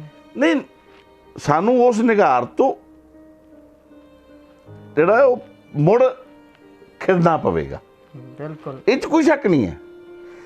ਦੁੱਖ ਇਸ ਗੱਲ ਦਾ ਹੈ ਕਿ ਜਦੋਂ ਤੁਸੀਂ ਕੇਂਦਰੀ ਸਭਾ ਦੇ ਉੱਤੇ ਇਲਜ਼ਾਮ ਤਰਾਸ਼ੀ ਕਰਦੇ ਹੋ, ਤੁਹਾਡੇ ਇਲਜ਼ਾਮ ਤੁਹਾਡੇ ਛੋਟਿਆਂ ਵਾਲੇ ਜਾਂ ਵੱਡਿਆਂ ਵਾਲੇ ਤਾਂ ਹੋ ਸਕਦੇ ਨੇ, ਤੁਸੀਂ ਮਿਹਣਾ ਦੇ ਸਕਦੇ ਹੋ ਕਿ ਤੁਸੀਂ ਆਹ ਕਰ ਸਕਦੇ ਸੀਗੇ, ਤੁਸੀਂ ਨਹੀਂ ਕੀਤਾ, ਬਿਲਕੁਲ ਠੀਕ ਹੈ। ਤੁਸੀਂ ਉਹਦੇ ਨਾਲ ਦੁਸ਼ਮਣਾਂ ਵਾਂਗੂ ਇੱਕ ਤਾਰ ਵਿੱਚ ਖੜੇ ਕਰ ਦਿਓ, ਇਹ ਬਰਦਾਸ਼ਤ ਨਹੀਂ ਹੋਣਾ। ਬਿਲਕੁਲ, ਸਾਨੂੰ ਕਈ ਚੀਜ਼ਾਂ ਨੇ ਮਾਰਿਆ। ਸਾਨੂੰ ਇੱਕ ਚੀਜ਼ ਨੇ ਮਾਰਿਆ ਕਿ ਸਾਡੀਆਂ ਸੰਸਥਾਵਾਂ ਦੇ ਵਿੱਚ ਪਾਰਟੀਆਂ ਦੇ ਠੱਪੇ ਨੇ। ਬਿਲਕੁਲ, ਲੈਫਟ ਪਾਰਟੀਆਂ ਦੇ ਠੱਪੇ ਨੇ ਸਾਨੂੰ ਬਹੁਤ ਬੁਰੀ ਤਰ੍ਹਾਂ ਮਾਰਿਆ। ਇਹਦੇ ਨਾਲ ਜੋੜਦਾ ਮੈਂ ਸਵਾਲ ਵਿਦਿਆਰਥੀ ਜੀ, ਮੰਨਿਆ ਜਾਂਦਾ ਕਿ ਸਾਹਿਤ ਵਿੱਚ ਵੀ ਗੁੱਟਬੰਦੀ ਆ, ਕਿਸੇ ਨੇ ਤਾਂ ਇਹਦੇ ਲਈ ਹੋਰ ਸ਼ਬਦ ਵਰਤੇ ਕਿ ਸਾਹਿਤ ਖੇਤਰਾਂ ਦੇ ਵਿੱਚ ਗੈਂਗ ਬਣੇ ਹੋਏ ਆ, ਕਿ ਸੀਮਤ ਬੰਦਿਆਂ ਨੂੰ ਜੇ ਕੋਈ ਮੁਸ਼ਾਇਰਾ ਹੁੰਦਾ ਸੱਦਿਆ ਜਾਂਦਾ, ਜਾਂ ਆਪਣੇ ਰਿਜ਼ਰਵੇਸ਼ਨ ਕੀਤੀ ਹੋਈ ਆ, ਉਹਨਾਂ ਨੂੰ ਅੱਗੇ ਲੈ ਕੇ ਆਉਣਾ, ਕਿਸੇ ਨੂੰ ਥੱਲੇ ਖਿੱਚਣਾ, ਇੱਕ ਗੁੱਟਬੰਦੀ ਚੱਲ ਰਹੀ ਹੈ। ਕਿ ਤੁਹਾਨੂੰ ਲੱਗਦਾ ਇਹੋ ਜਿਹਾ ਕੁਝ ਸਾਹਿਤ ਸੰਸਥਾਵਾਂ ਦੇ ਵਿੱਚ ਹੋ ਰਿਹਾ? ਤੁਸੀਂ ਆਪਣੇ ਪਰਿਵਾਰ 'ਚ ਕੀ ਕਰਦੇ ਹੋ? ਜਿਹੜਾ ਭਰਾ ਜਾਂ ਭੈਣ ਤੁਹਾਡੇ ਕੰਮਕਾਰ ਕਰ ਦਿੰਦਾ, ਤੁਸੀਂ ਉਹਨੂੰ ਜ਼ਿਆਦਾ ਪਿਆਰ ਨਹੀਂ ਕਰਦੇ? ਨਹੀਂ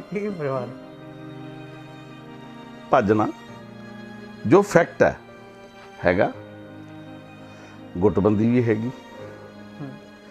ਗੈਂਗ ਸ਼ਬਦ ਮੈਨੂੰ ਚੰਗਾ ਨਹੀਂ ਲੱਗਦਾ, ਹਾਲਾਂਕਿ ਕਿਸੇ ਪ੍ਰਸੰਗ ਵਿੱਚ ਇੱਕ ਵਾਰੀ ਮੈਂ ਵੀ ਵਰਤਿਆ ਸੀ ਕਿ ਪਿਆ ਪਿੰਡ ਸਾਰਾ, ਮਤਲਬ ਕਿਸੇ ਦਾ ਗੀਤ ਸੀ ਤੇ ਉਹ ਕਿਸੇ ਪ੍ਰਸੰਗ 'ਚ ਉਹਨੂੰ ਯੂਜ਼ ਕੀਤਾ ਸੀ ਕਿ ਪਿਆ ਪਿੰਡ ਸਾਰਾ ਗੈਂਗਲੈਂਡ ਬਣਿਆ। ਠੀਕ ਹੈ ਜੀ, ਹਾਂ ਹੈ, ਠੀਕ ਹੈ ਨਾ। ਹੈਗੇ ਨੇ ਗੁੱਟ ਵੀ ਹੈਗੇ ਨੇ, ਗਰੁੱਪ ਵੀ ਹੈਗੇ ਨੇ। ਮੈਨੂੰ ਸਿਰਫ ਇੱਕ ਗੱਲ ਦੱਸ ਦਿਓ ਕਿ ਪੰਜਾਬੀ ਦੀ ਕੋਈ ਉਹ ਕਿਤਾਬ ਜਿਹੜੀ ਚੰਗੀ ਹੈ, ਉਹਦਾ ਜ਼ਿਕਰ ਹੁਣ ਰਹਿ ਗਿਆ ਹੋਵੇ ਚੱਜ ਨਾਲ। ਤੁਸੀਂ ਸੰਤੁਸ਼ਟ ਆ ਜੋ ਆਲੋਚਨਾ ਹੋ ਰਹੀ ਹੈ? ਆਲੋਚਨਾ ਨੇ ਜੋ ਕਰਨਾ ਹੈ ਉਹਨੇ ਆਪਣੀ ਵਿੱਤ ਮੁਜਬ ਕਰਨਾ। ਮੈਂ ਤਾਂ ਇਹ ਕਹਿਣਾ ਕਿ ਮਾੜਾ ਬੰਦਾ ਜਿਹੜਾ ਆ ਉਹ ਕੁਝ ਚਿਰ ਲਈ ਅੱਗੇ ਆ ਸਕਦਾ, ਚੰਗੇ ਬੰਦੇ ਨੂੰ ਅੱਗੇ ਆਉਣੋਂ ਕੋਈ ਨਹੀਂ ਰੋਕ ਸਕਦਾ। ਇਹ ਬਿਲਕੁਲ ਠੀਕ ਹੈ। ਅੱਜ ਨਾ ਕੱਲ ਉਹ ਤਾਂ ਆਉਣਾ ਹੀ ਆਉਣਾ। ਕਿ ਅਵਾਰਡਸ ਦੇ ਆਪਾਂ ਸਾਹਿਤ ਅਕੈਡਮੀ ਦਿੱਲੀ ਦੇ ਜੋ ਅਵਾਰਡ, ਤੁਸੀਂ ਉਹਦੀ ਲਿਸਟ ਪੜ੍ਹ ਲਓ ਨਾ। ਹਾਂ, ਮੈਂ ਉਹੀ ਗੱਲ ਤੇ ਮਤਲਬ ਹੁਣ ਤੱਕ ਮਿਲੇ 60 ਅਵਾਰਡਾਂ ਚੋਂ 7 ਮਾੜੇ ਹੋਣਗੇ। ਮਾੜਾ ਹੈ ਨਾ, ਜਿਹੜੀ ਸਰਮੋਟ ਸੰਸਥਾ ਗਿਣੀ ਜਾਂਦੀ ਹੈ ਉਹ ਇਹੋ ਜਿਹੀਆਂ। ਯਾਰ ਇੱਕ ਮਿੰਟ, ਸੰਸਥਾਵਾਂ ਦੇ ਉੱਤੇ ਕਾਬਜ ਕੌਣ ਨੇ? ਬੰਦੇ। ਬੰਦਾ ਕੌਣ ਹੈ? Social animal. ਤੁਸੀਂ ਇਸ ਬੁਨਿਆਦੀ ਗੱਲ ਨੂੰ ਕਿਵੇਂ ਭੁਲਾ ਦਿਓਗੇ? ਤੁਸੀਂ ਇਸ ਨੂੰ ਠੀਕ ਮੰਨਦੇ ਹੋ? ਮੈਂ ਯਾਰ ਠੀਕ ਥੋੜੀ ਮੰਨਦਾ। ਮੈਂ ਇਹ ਗੱਲ ਥੋੜੀ ਕਹਿੰਦਾ ਵੀ ਠੀਕ ਹੈ। ਮੈਂ ਤਾਂ ਇਹ ਕਹਿ ਰਿਹਾ ਕਿ ਇਹ ਵਾਪਰਦਾ, ਮਾੜਾ ਆ, ਮੰਦਭਾਗਾ ਆ, ਜਸਵੰਤ ਕਮਲ ਇਹਦੀ ਜਿੰਦੀ ਜਾਗਦੀ ਉਦਾਹਰਨ ਸਨ ਹਾਂ, ਕਿਹਦੀ? ਅਵਾਰਡਸ ਦੇ ਸਿਲਸਿਲੇ ਵਿੱਚ। ਕਿਸ ਤਰ੍ਹਾਂ? ਉਹ ਕਹਿ ਰਹੇ ਸੀ ਕਿ ਉਹਨਾਂ ਨੂੰ ਇਹ ਅਵਾਰਡ ਬਹੁਤ ਪਹਿਲਾਂ ਮਿਲ ਜਾਣਾ ਚਾਹੀਦਾ ਸੀ। ਬੜੇ ਬੰਦਿਆਂ ਨੂੰ ਪਹਿਲਾਂ ਮਿਲ ਜਾਣਾ ਹੁੰਦਾ। ਦਵਿੰਦਰ ਸਤਿਆਰਥੀ ਨੂੰ ਮਰਨ ਤੋਂ ਬਾਅਦ ਵੀ ਨਹੀਂ ਮਿਲਿਆ। ਇਹ ਮਾੜਾ ਆ, ਮੈਂ ਇਹ ਕਹਿ ਰਿਹਾ। ਪਰ ਮੈਂ ਇਹ ਕਹਿ ਰਿਹਾ ਕਿ ਅਲੋਕਾਰੀਆਂ ਗੱਲਾਂ ਨਹੀਂ ਹੈਗੀਆਂ।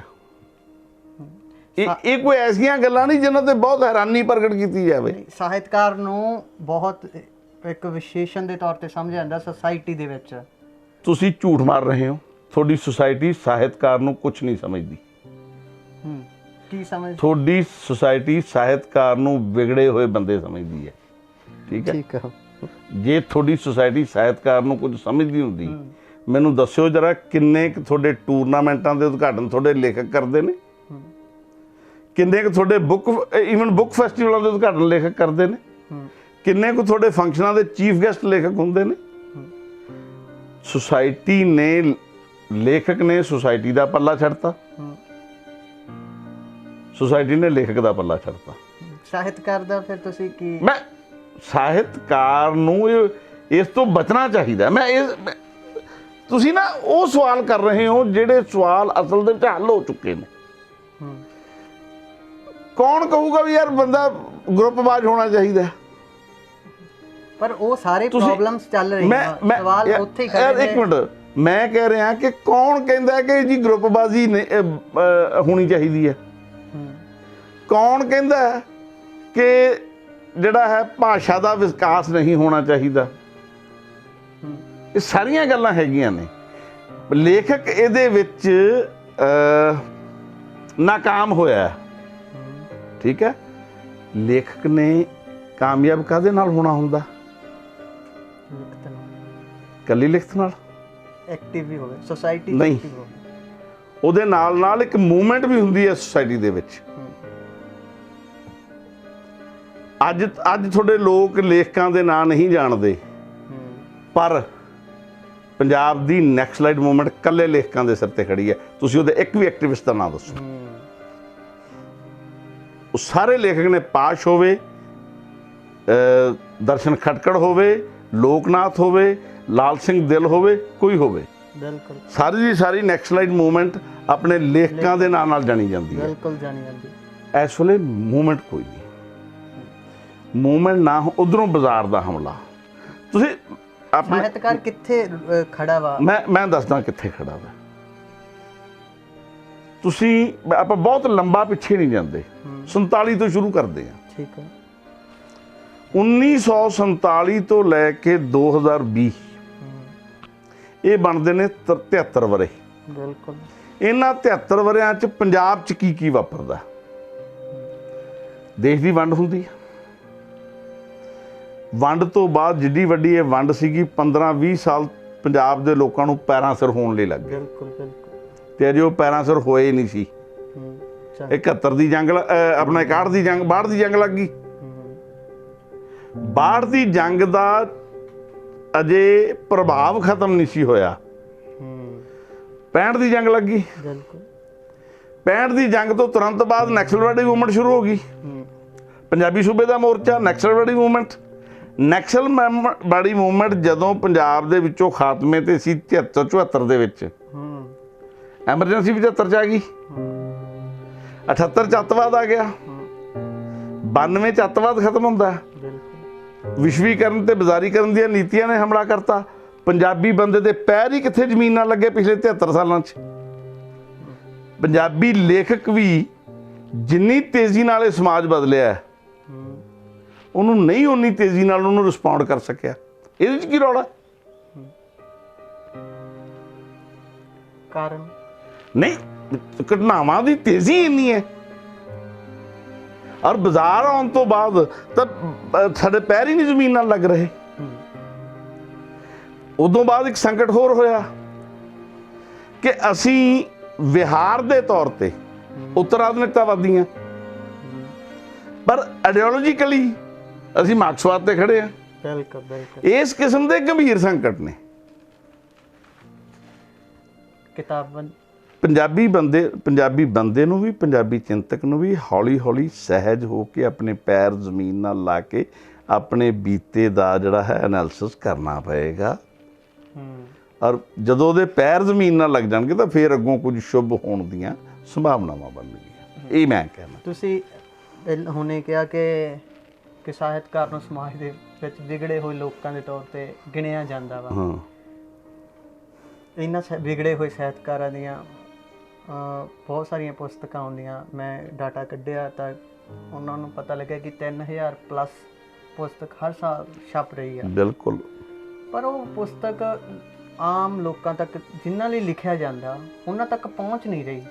ਇੱਥੋਂ ਤੱਕ ਕਿ ਉਹਨਾਂ ਨੂੰ ਤੁਹਾਡੀ ਭਾਸ਼ਾ, ਤੁਹਾਡੀ ਨਾਵਲਕਾਰੀ, ਉਹ ਜੇ ਨਾਵਲ ਦੇ ਖੇਤਰ ਨਾਲ ਜੋੜਿਆ ਜਾਵੇ ਤਾਂ ਉਹ ਨਾਵਲ ਦੀ ਸਮਝ, ਕਵਿਤਾ ਤਾਂ ਉਹਨਾਂ ਦੇ ਨੇੜ ਦੀ ਵੀ ਨਹੀਂ ਆਪਾਂ ਕਹਿ ਸਕਦੇ। ਇਹ ਨਾ ਇਹਦੇ ਪਿੱਛੇ ਕੀ ਕਾਰਨ ਹੈ ਕਿ ਸਾਡੀਆਂ ਜਿਹੜੀਆਂ ਪੁਸਤਕਾਂ ਉਹਨਾਂ ਤੱਕ ਨਹੀਂ ਪਹੁੰਚ ਰਹੀਆਂ? ਉਹਨਾਂ ਦੇ ਨਾ ਪਹੁੰਚਣ ਦਾ ਕਾਰਨ ਤੁਸੀਂ ਕੀ ਸਮਝਦੇ ਤੇ ਇਹਨੂੰ ਹੱਲ ਕਿਵੇਂ ਕੀਤਾ ਜਾ ਸਕਦਾ? ਇਹਦੇ ਲਈ ਕੋਈ ਹੈ ਪਲਾਨ? ਵੈਸੇ ਮੈਂ ਤੁਹਾਨੂੰ ਇੱਕ ਗੱਲ ਦੱਸਾਂ, ਇਹ ਜਿਹੜੀ 3000 ਪੁਸਤਕ ਸਾਲ ਦੀ ਛਪ ਰਹੀ ਹੈ, ਇਹ ਸਾਰੀ ਦੀ ਸਾਰੀ ਨਾ ਪਹੁੰਚੇ ਤਾਂ ਬਹੁਤ ਵੱਡਾ ਭਲਾ। ਸਾਰੀ ਦੀ ਗੱਲ ਕਰ ਰਿਹਾ, ਮਤਲਬ ਇਹ ਨਹੀਂ ਵੀ ਮਤਲਬ ਸਾਰੀ ਦੀ ਸਾਰੀ ਚੋਂ ਨਹੀਂ, ਇਹਦਾ ਕੁਝ ਹਿੱਸਾ ਜਿਹੜਾ ਹੈ ਉਹ ਬਚਣਾ ਵੀ ਚਾਹੀਦਾ। ਪਰ ਉਹ ਬਹੁਤੀ ਪੁਸਤਕ ਦੀ ਨਾ ਪਹੁੰਚੇ ਨਾ ਥੱਲੇ ਪਾਠਕਾਂ ਤੱਕ, ਉਹਦਾ ਭਲਾ ਆ। ਕਿਉਂ? ਹਾਂ, ਤੁਸੀਂ ਨਹੀਂ ਪੜ੍ਹ ਰਹੇ ਸਾਹਿਤਕ ਚੇਤਨਾ ਦਾ ਜਿਹੜਾ ਕੀ ਸਾਰਾ ਸਾਹਿਤ ਚੇਤਨਾ ਦਾ ਪ੍ਰਵਾਹ ਕਰਦਾ ਨਾ? ਕੀ ਮਸਤਰਾਮ ਚੇਤਨਾ ਦਾ ਪ੍ਰਵਾਹ ਕਰ ਰਿਹਾ ਹੈ? ਕੀ ਸੁਰਿੰਦਰ ਮੋਹਨ ਪਾਠਕ ਚੇਤਨਾ ਦਾ ਪ੍ਰਵਾਹ ਕਰ ਰਿਹਾ ਹੈ? ਕੀ ਵੇਦ ਪ੍ਰਕਾਸ਼ ਸ਼ਰਮਾ ਚੇਤਨਾ ਦਾ ਪ੍ਰਵਾਹ ਕਰ ਰਿਹਾ ਹੈ? ਦੱਸੋ। ਉਹ ਵੀ ਸਾਹਿਤ ਹੈ, ਉਹ ਚੇਤਨਾ ਦਾ ਪ੍ਰਵਾਹ ਕਰ ਰਿਹਾ ਹੈ। ਉਹ ਆਲੋਚਕ ਕਹਿ ਰਹੇ ਕਿ ਜਿਹੜਾ ਸਾਹਿਤਕਾਰ ਪਾਠਕ ਆ ਉਹ ਆਪੇ ਡਿਸਾਈਡ ਕਰ ਲੂਗਾ ਕਿ ਉਹਨੇ ਕਿੰਦੇ ਥਰੂ ਆਪਦੀ ਚੇਤਨਾ। ਫਿਰ ਤਾਂ ਤੁਹਾਡਾ ਸਵਾਲ ਹੀ ਨਹੀਂ ਬਣਦਾ। ਫਿਰ ਤਾਂ ਪਿਆ ਸਾਹਿਤ ਉੱਥੇ ਨਹੀਂ, ਉਹ ਪਹੁੰਚ ਹੀ ਨਹੀਂ ਰਿਹਾ। ਚਾਹੇ ਜੇ ਹੋ ਜਾ ਯਾਰ ਲਾਇਬ੍ਰੇਰੀਆਂ 'ਚ ਪਿਆ ਤਾਂ ਪੜ੍ਹ ਲਵੇ ਜਾ ਕੇ। ਜੇ ਉਹ ਨਹੀਂ ਪਹੁੰਚ ਰਿਹਾ, ਜੇ ਪਾਠਕ ਇੱਕ ਮਿੰਟ ਜੇ ਪਾਠਕ ਸਾਹਿਤ ਤੱਕ ਨਹੀਂ ਜਾ ਰਿਹਾ, ਫਿਰ ਤੁਹਾਡੀ ਗੱਲ ਸਹੀ ਹੈ ਵੀ ਉਹਨੂੰ ਜਿੱਦਾਂ ਦੀ ਚੇਤਨਾ ਚਾਹੀਦੀ ਸੀ ਉਦਾਂ ਦੀ ਉਹਨੇ ਲੈ ਲਈ। ਉਹ ਤਾਂ ਪੜ੍ਹ ਹੀ ਨਹੀਂ ਰਿਹਾ, ਲੋੜ ਹੀ ਨਹੀਂ ਉਹਨੂੰ। ਪਤਾ ਨਾ ਵੀ ਉਹ ਲਾਇਬ੍ਰੇਰੀ 'ਚ ਪਈਆਂ ਕਿਤਾਬਾਂ, ਉਹਨੂੰ ਇਹ ਵੀ ਨਹੀਂ ਪਤਾ ਕਿ ਲਾਇਬ੍ਰੇਰੀ ਸਭ ਪਤਾ। ਇਹ ਇੰਨਾ ਜਿਹੜਾ ਹੈ ਉਹ ਭੋਲਾ ਨਹੀਂ ਹੈ ਤੁਹਾਡਾ ਜਿਹੜਾ ਆਮ ਆਦਮੀ ਹੈ, ਉਹਨੂੰ ਸਭ ਪਤਾ। ਇੱਕ ਗੀਤ ਰਿਲੀਜ਼ ਹੁੰਦਾ ਵਾ, ਉਹ ਲੋਕਾਂ ਤੱਕ ਪਹੁੰਚ ਜਾਂਦਾ ਵਾ, ਬਿਲਕੁਲ ਗਰਾਊਂਡ ਲੈਵਲ ਤੱਕ ਪਹੁੰਚ ਜਾਂਦਾ ਜੀ। ਪਰ ਕਿਤਾਬ ਚੱਲਦੀ ਆ, ਚੰਗੀ ਵੀ ਹੁੰਦੀ ਆ, ਲੋਕਾਂ ਨੂੰ ਸੇਧ ਦੇਣ ਵਾਲੀ ਵੀ ਹੁੰਦੀ ਆ। ਬਿਲਕੁਲ ਠੀਕ।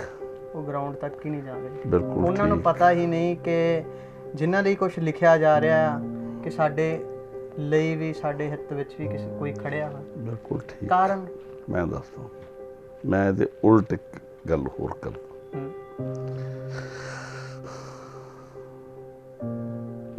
ਗੁਰਬਾਣੀ, ਗੁਰੂ ਗ੍ਰੰਥ ਸਾਹਿਬ ਸਾਡੇ ਤਕਰੀਬਨ ਹਰ ਘਰ 'ਚ ਪ੍ਰਵੇਸ਼ ਹੁੰਦਾ ਉਹਦਾ। ਠੀਕ ਹੈ, ਅਖੰਡ ਪਾਠ ਹੁੰਦੇ ਨੇ ਸਾਰੇ ਘਰਾਂ 'ਚ, ਉਹ ਸਾਰੇ ਪੜ੍ਹਦੇ ਨੇ। ਜਾਣਦੇ ਨਹੀਂ ਜਾਣਦੇ। ਕਿਸੇ ਨੂੰ ਪੁੱਛ ਕੇ ਵੇਖੀ ਨਾ, ਉਹ ਕੀ ਕਰਦੇ ਨੇ ਕਿ ਭਾਈ ਪੜ੍ਹੀ ਜਾਂਦਾ। ਧਰਮ ਦੇ ਮਸਲੇ ਦੇ ਵਿੱਚ ਹੋਰ ਵੀ ਆ ਜਾਂਦਾ। ਉਹ ਕਿਉਂ ਇਹ ਸਾਰਾ ਕੁਝ ਹੋ ਰਿਹਾ? ਮੈਂ ਤੁਹਾਨੂੰ ਦੱਸਦਾ ਨਾ, ਗੱਲ ਇਹ ਹੈ ਕਿ ਇਹ ਚੀਜ਼ਾਂ, ਉਹ ਗੀਤ ਕੀ ਅਸਰ ਪਾ ਰਿਹਾ ਫਿਰ? ਮੈਂ ਕਹਿੰਦਾ ਜੀ ਸਾਰਥਕ ਗੀਤ ਵੀ ਤਾਂ ਹੈਗੇ ਨੇ। ਆਇਆ ਰਣਜੀਤ ਬਾਵਾ ਦਾ ਗੀਤ ਆਇਆ, ਯਾਰ ਰਣਜੀਤ ਬਾਵਾ ਦਾ ਗੀਤ ਆਇਆ, ਉਦੋਂ ਪਹਿਲਾਂ ਫਲਾਣੇ ਦਾ ਗੀਤ ਆਇਆ, ਉਦੋਂ ਪਹਿਲਾਂ ਉਦਾਸੀ ਦੇ ਗੀਤ ਸਨ, ਉਦੋਂ ਪਹਿਲਾਂ ਮਤਲਬ ਫਲਾਣੇ ਦੇ ਗੀਤ ਸਨ। ਇਹ ਨਹੀਂ ਮਸਲਾ। ਚੰਗੇ ਗੀਤਾਂ ਨੇ ਸੁਸਾਇਟੀ ਨੂੰ ਕਿੰਨਾ ਕੁ ਬਦਲਤਾ, ਇਹਦਾ ਮਤਲਬ ਹੋਰ ਹੈ।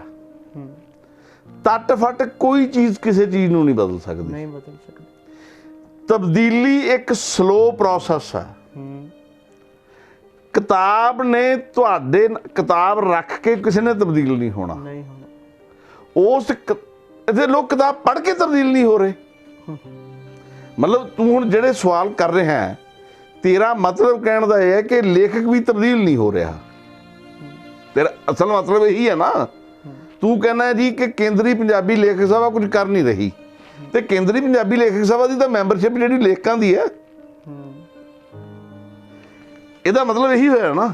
ਮੈਂ ਤਾਂ ਇਹ ਕਹਿ ਰਿਹਾ ਕਿ ਜਿਹੜੀ ਸਭਾ ਨੂੰ ਜਾਂ ਜਿਹੜੇ ਇੰਸਟੀਟਿਊਸ਼ਨ ਨੂੰ ਕਰਨਾ ਚਾਹੀਦਾ ਸੀ।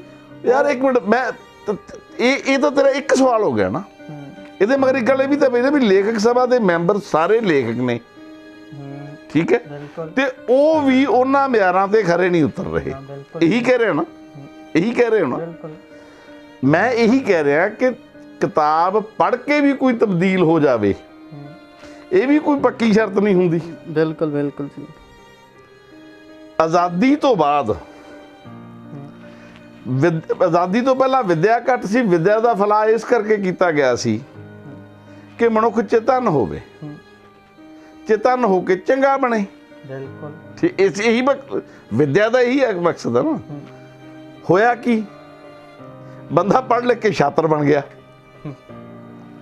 ਠੀਕ ਹੈ, ਇਹਦਾ ਮਤਲਬ ਹੈ ਕਿ ਕਿਸੇ ਹੋਰ ਨੁਕਸ ਹੈ, ਸਾਡੇ ਪੜ੍ਹਾਈ ਦੇ ਢੰਗ 'ਚ ਵੀ ਨੁਕਸ ਹੈ ਸ਼ਾਇਦ ਕਿਤੇ।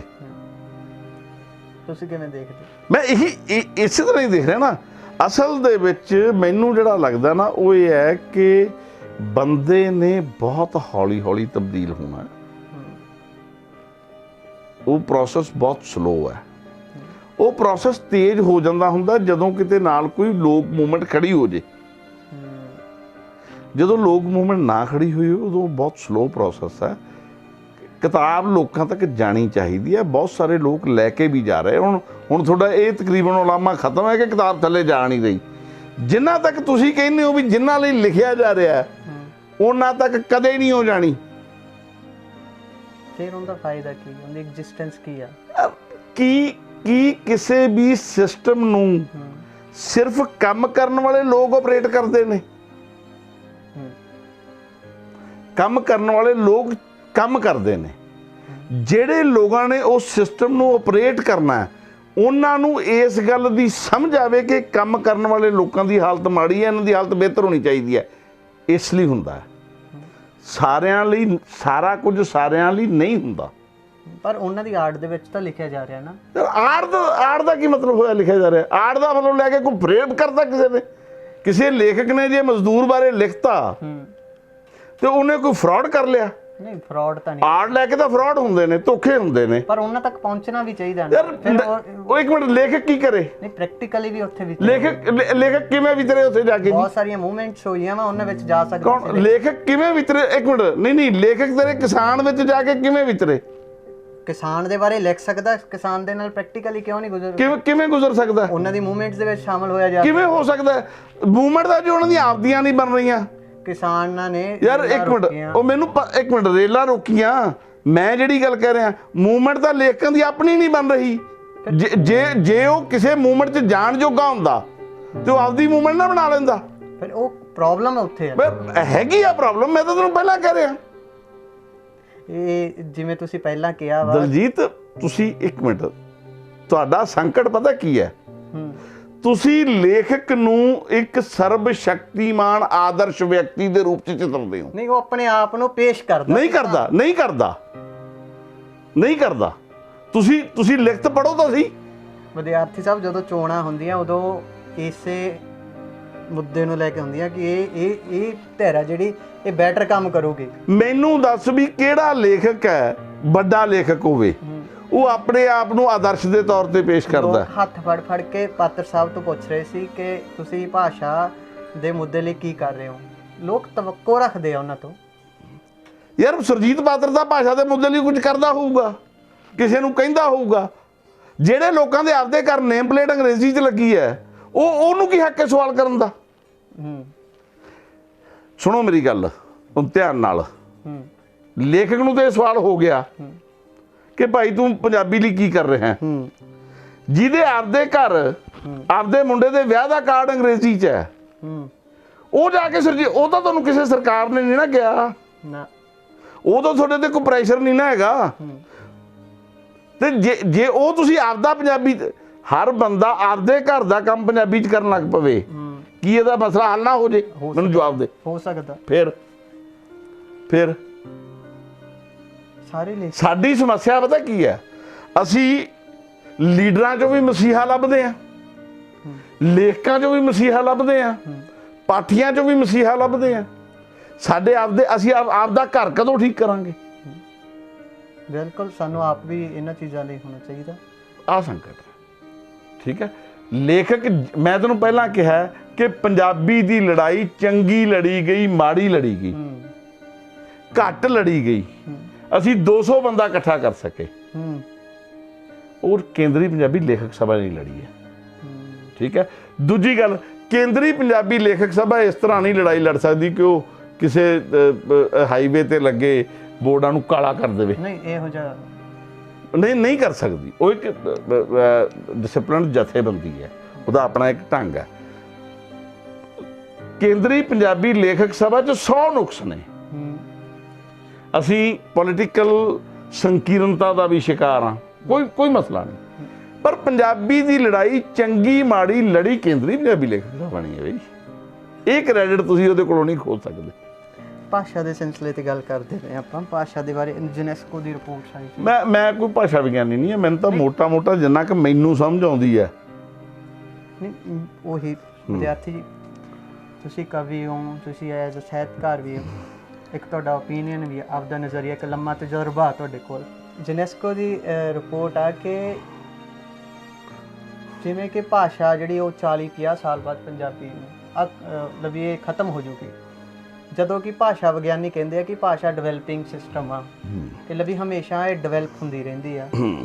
ਤੁਸੀਂ ਇਹ ਸਾਰੇ ਯੂਨੈਸਕੋ ਦੀ ਰਿਪੋਰਟ ਨੂੰ, ਜਿਹੜੀ ਕਿ ਅਜੇ ਤੱਕ ਮਿਲਦੀ ਨਹੀਂ ਗੀ, ਕੋਈ ਕਾਪੀ ਉਹਦੀ ਮਿਲਦੀ ਨਹੀਂ ਗੀ, ਤੁਸੀਂ ਕਿਵੇਂ? ਮੈਨੂੰ ਯਾਦ ਨਹੀਂ, ਜਦੋਂ ਇਹ ਖਬਰ ਆਈ ਸੀ ਨਾ, ਉਦੋਂ ਅਜੀਤ ਅਖਬਾਰ ਦੇ ਫਰੰਟ ਪੇਜ ਤੇ 2 ਖਬਰਾਂ ਇਕੱਠੀਆਂ ਲੱਗੀਆਂ ਸੀ। ਇੱਕ ਪਾਸੇ ਸੀ ਕਿ ਯੂਨੈਸਕੋ ਨੇ ਕਿਹਾ ਕਿ ਇਹ ਭਾਸ਼ਾ ਜਿਹੜੀ ਉਹ 30-40 ਸਾਲ 50 ਸਾਲ 'ਚ ਖਤਮ ਹੋ ਜੂਗੀ। ਜਿਹੜੀਆਂ ਖਤਮ ਹੋਣ ਵਾਲੀਆਂ ਭਾਸ਼ਾਵਾਂ ਉਹਨਾਂ 'ਚ ਪੰਜਾਬੀ ਵੀ ਹੈ। ਬਿਲਕੁਲ ਦੂਜੇ ਪਾਸੇ ਇੱਕ ਰਿਪੋਰਟ ਲੱਗੀ ਸੀ ਕਿ ਕੈਨੇਡਾ 'ਚ ਪੰਜਾਬੀ ਨੂੰ ਤੀਜੀ ਭਾਸ਼ਾ ਦਾ ਦਰਜਾ ਮਿਲ ਗਿਆ। ਇਸ ਕਰਕੇ ਬਹੁਤਾ ਨਹੀਂ, ਪੰਜਾਬੀ ਬੋਲਣ ਵਾਲੇ ਕਦੇ ਖਤਮ ਨਹੀਂ ਹੋਣਗੇ, ਚਿੰਤਾ ਨਾ ਕਰ, ਕੋਈ ਮਸਲਾ ਨਹੀਂ ਹੈ। ਪੰਜਾਬੀ ਲਿਖਣ ਵਾਲਿਆਂ ਨੂੰ ਸੰਕਟ ਆ ਸਕਦਾ, ਪਰ ਉਹ ਬਹੁਤ ਦੂਰ ਦੀ ਕਹਾਣੀ ਹੈ ਅਜੇ। ਠੀਕ ਹੈ, ਕੋਈ ਮਸਲਾ ਨਹੀਂ ਹੈ।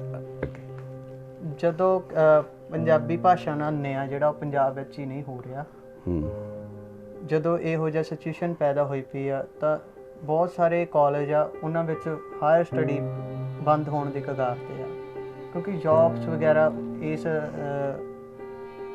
ਫੀਲਡ ਦੇ ਵਿੱਚ ਨਹੀਂ ਹੈ। ਤੁਸੀਂ ਕਿਵੇਂ ਦੇਖਦੇ ਕਿ ਇਹ ਜਿਹੜੀ ਸੰਸਥਾਵਾਂ ਨੂੰ ਇਹਦੇ ਲਈ ਕੁਝ ਕਰਨਾ ਚਾਹੀਦਾ, ਜਿਹੜੀਆਂ ਅਕੈਡਮਿਕ ਸੰਸਥਾਵਾਂ ਵਾ?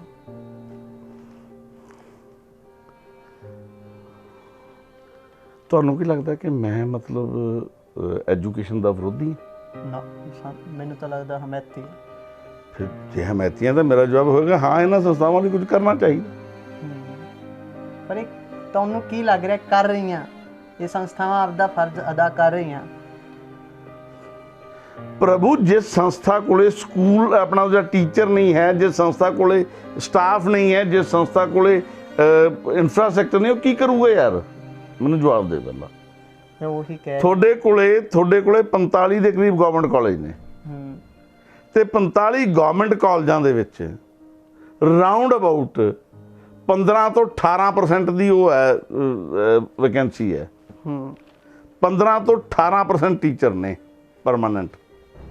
ਕੀ ਕਰਨਗੇ ਉਹ? ਨਹੀਂ, ਮੈਨੂੰ ਨਹੀਂ ਲੱਗਦਾ ਵੀ ਇੱਦਾਂ ਕੁਝ ਹੋ ਸਕਦਾ। ਹਾਂ, ਇਹ ਹੈ ਕਿ ਲੋਕ ਸੋਚਣ ਲੱਗਣਗੇ ਵੀ ਮੈਂ ਮਤਲਬ ਬੇਉਮੀਦ ਨਹੀਂ ਹਾਂ ਕਿ ਇੱਕ ਖਾਸ ਪੱਧਰ ਤੱਕ ਦੀ ਗਿਰਾਵਟ ਤੋਂ ਬਾਅਦ ਇਹਨਾਂ ਚੀਜ਼ਾਂ ਦਾ ਫਿਰ ਉੱਠਣਾ ਵੀ ਤਾਂ ਹੈ ਨਾ। ਦੂਜੀ ਗੱਲ, ਤੁਹਾਡੇ ਕੋਲ ਸਟੂਡੈਂਟ ਵੀ ਹੈ ਨਹੀਂ। ਸਟੂਡੈਂਟ ਤੁਹਾਡਾ ਜਿਹੜਾ ਉਹ ਸਾਰਾ ਟੱਚ ਸਟੋਨ ਤੇ ਗ੍ਰੇ ਮੈਟਰਸ ਦੇ ਵਿੱਚ ਤੇ ਬ੍ਰਿਟਿਸ਼ ਦੇ ਵਿੱਚ ਆਇਲਸ ਕਰ ਰਿਹਾ। ਤੁਸੀਂ ਉਹਨੂੰ ਮਾਹੌਲ ਹੀ ਨਹੀਂ ਦਿੱਤਾ ਕਿ ਉਹ ਇੱਥੇ ਰਹਿ ਕੇ ਪੜ੍ਹੇ, ਇੱਥੇ ਉਹਨੂੰ ਕੋਈ ਜੋਬ। ਕਿੱਥੇ ਹੈ ਜੋਬ? 25 ਸਾਲ ਤੋਂ ਕਾਲਜਾਂ ਦੇ ਲੈਕਚਰਾਂ ਦੀਆਂ ਭਰਤੀਆਂ ਨਹੀਂ ਹੋਈਆਂ, 30 ਸਾਲਾਂ ਤੋਂ ਲਾਇਬ੍ਰੇਰੀਆਂ 'ਚ ਭਰਤੀਆਂ ਨਹੀਂ ਹੋਈਆਂ, ਪਿਛਲੇ ਮਤਲਬ ਟੀਚਰਾਂ ਦੀਆਂ ਪੋਸਟਾਂ ਖਾਲੀ ਨੇ, ਡਾਕਟਰਾਂ ਦੀਆਂ ਡਾਕਟਰਾਂ ਨੂੰ ਤੁਸੀਂ ਕਹਿੰਦੇ ਜੀ ਆ ਲਓ ਫੜੋ 30,000 ਰੁਪਈਆ, ਇੱਕ ਕੈਮਿਸਟ ਦੀ ਤਨਖਾਹ ਵੀ ਤੁਸੀਂ, ਫਾਰਮਾਸਿਸਟ ਦੀ ਤਨਖਾਹ ਵੀ ਤੁਸੀਂ ਦੇਣੀ ਹੈ, ਸਫਾਈ ਵਾਲੇ ਦੀ ਤਨਖਾਹ ਵੀ ਤੁਸੀਂ ਦੇਣੀ ਹੈ, ਤੇ ਦਵਾਈਆਂ ਵੀ ਇਹਦੇ ਵਿੱਚ ਦੇਣੀਆਂ ਨੇ। ਕਿਉਂ ਕਰੂਗਾ ਕੋਈ ਅੱਗੋਂ ਤੁਹਾਡਾ? ਬਿਲਕੁਲ, ਗੱਲਾਂ ਬਾਤਾਂ ਦਾ ਸਿਲਸਿਲਾ ਜਾਰੀ ਰਹੇਗਾ, ਪਰ ਮੈਂ ਚਾਹੁੰਦਾ ਕਿ ਤੁਸੀਂ ਇੱਕ ਕਵਿਤਾ ਸੁਣਾਓ।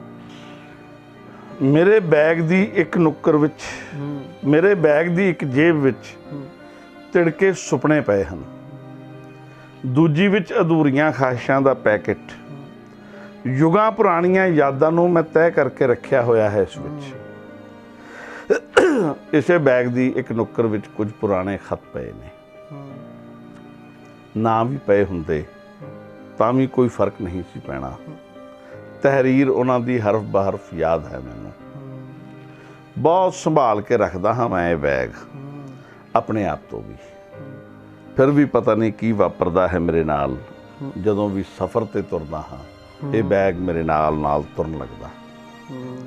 ਟਲੀ ਰਾਤ ਕਿਸੇ ਕਮਰੇ ਦੀ ਸਿਆਹ ਨੁਕਰੇ ਆਪਣੇ ਆਪ ਹੀ ਖੁੱਲ੍ਹਣਾ ਸ਼ੁਰੂ ਹੋ ਜਾਂਦਾ ਹੈ ਇਹ ਬੈਗ। ਟੋਟਾ ਟੋਟਾ ਖਾਹਿਸ਼, ਹਰਫ ਹਰਫ ਖਤ, ਤੜਕਸਾਰ ਜਦੋਂ ਸਵੇਰ ਦਾ ਤਾਰਾ ਮੇਰੇ ਮੱਥੇ ਨੂੰ ਚੜ੍ਹਨ ਲੱਗਦਾ ਹੈ, ਮੈਂ ਇਸ ਬੈਗ ਨੂੰ ਮੁੜ ਸਹੇਜਣਾ ਸ਼ੁਰੂ ਕਰ ਦਿੰਦਾ, ਮੁੜ ਸਹੇਜਣਾ ਸ਼ੁਰੂ ਕਰ ਦਿੰਦਾ ਹਾਂ, ਮੁੜ ਸਹੇਜਣਾ ਸ਼ੁਰੂ ਕਰ ਦਿੰਦਾ। ਤੁਸੀਂ ਪਾਕਿਸਤਾਨ ਫੇਰੀ ਵੀ ਲਾ ਕੇ ਆਏ ਹੋ ਜੀ।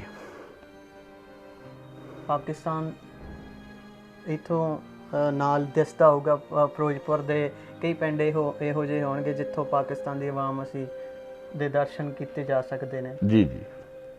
ਮੈਂ ਤੁਹਾਡੇ ਕੋਲ ਇੱਕ, ਤੁਸੀਂ ਸਰਹੱਦ ਤੇ ਬੈਠੇ ਹੋ, ਭਾਵੁਕ ਕੁਐਸਚਨ ਪੁੱਛ ਰਿਹਾ ਕਿ ਕਦੇ ਦਿਲ ਕੀਤਾ ਹੋਵੇ ਕਿ ਵਿਦਿਆਰਥੀ ਦਾ ਕਿ ਉਹ ਸਰਹੱਦ ਪਾਰ ਆਪਣੇ ਸਕੂਟਰ ਗੱਡੀ ਦੀ ਸੈਲਫ ਮਾਰੇ ਤੇ ਆਪਣੇ ਦੋਸਤ, ਕਿਸੇ ਅਜ਼ੀਜ਼ ਦੋਸਤ ਕੋਲ ਲਾਹੌਰ ਜਾ ਆਪਣੇ ਤੇ ਚਾਹ ਪੀਂਦਾ ਹੋਇਆ ਕਵੇ ਕਿ ਅੱਜ ਆਪਾਂ ਕਰਾਚੀ ਜਾਂਦੇ ਹਾਂ, ਤੇ ਆਖਰ ਤੁਹਾਡੇ ਦਿਮਾਗ ਦੇ ਵਿੱਚ ਆਵੇ ਕਿ ਇਹ ਕੰਡਿਆਲੀ ਤਾਰਾਂ ਸਾਡੇ ਵਿਚਕਾਰ ਜਿਹੜਾ ਫਾਸਲਾ ਵਧਾਉਂਦੀਆਂ ਪਈਆਂ ਨੇ, ਚਾਹੇ ਉਹ ਸਰੀਰਕ ਹੀ ਹੈ। ਕੋਈ ਇਹੋ ਜਿਹਾ ਅਨੁਭਵ ਕਦੇ ਦਿਲ ਕੀਤਾ ਹੋ?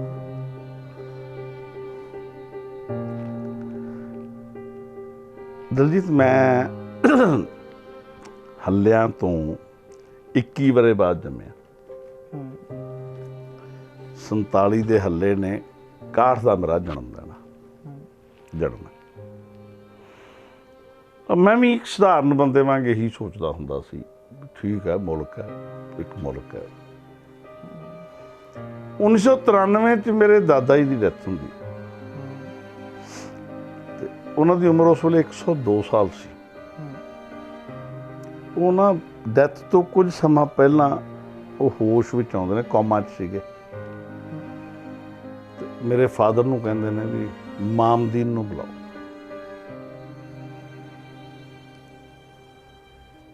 ਹੁਣ ਉਹ ਮਾਮਦੀਨ ਮੇਰੇ ਦਾਦੇ ਦੇ ਜ਼ੁਬਾਨ ਚੋਂ, ਜ਼ਿਹਨ ਚੋਂ ਨਿਕਲ ਕੇ ਮੇਰੇ ਦਿਲ ਵਿੱਚ ਆ ਜਾਂਦਾ। ਮੈਂ ਬਾਅਦ ਦੇ ਵਿੱਚ ਆਪਣੇ ਤਾਏ ਨੂੰ ਪੁੱਛਦਾ, ਮੇਰੇ ਦਾਦਾ ਦੀ ਡੈਥ ਹੋ ਗਈ ਉੱਥੇ, ਮੈਂ ਆਪਣੇ ਤਾਏ ਨੂੰ ਪੁੱਛਦਾ ਵੀ ਮਾਮਦੀਨ ਕੌਣ ਸੀ। ਆਇਆ ਮੈਨੂੰ ਦੱਸਦਾ ਵੀ ਬਾਪੂ ਦਾ ਬੇਲੀ ਸੀਗਾ, ਤੇ ਇੱਦਾਂ ਉਹ ਸਾਰੀ ਕਹਾਣੀ ਜਿਹੜੀ ਹੈ।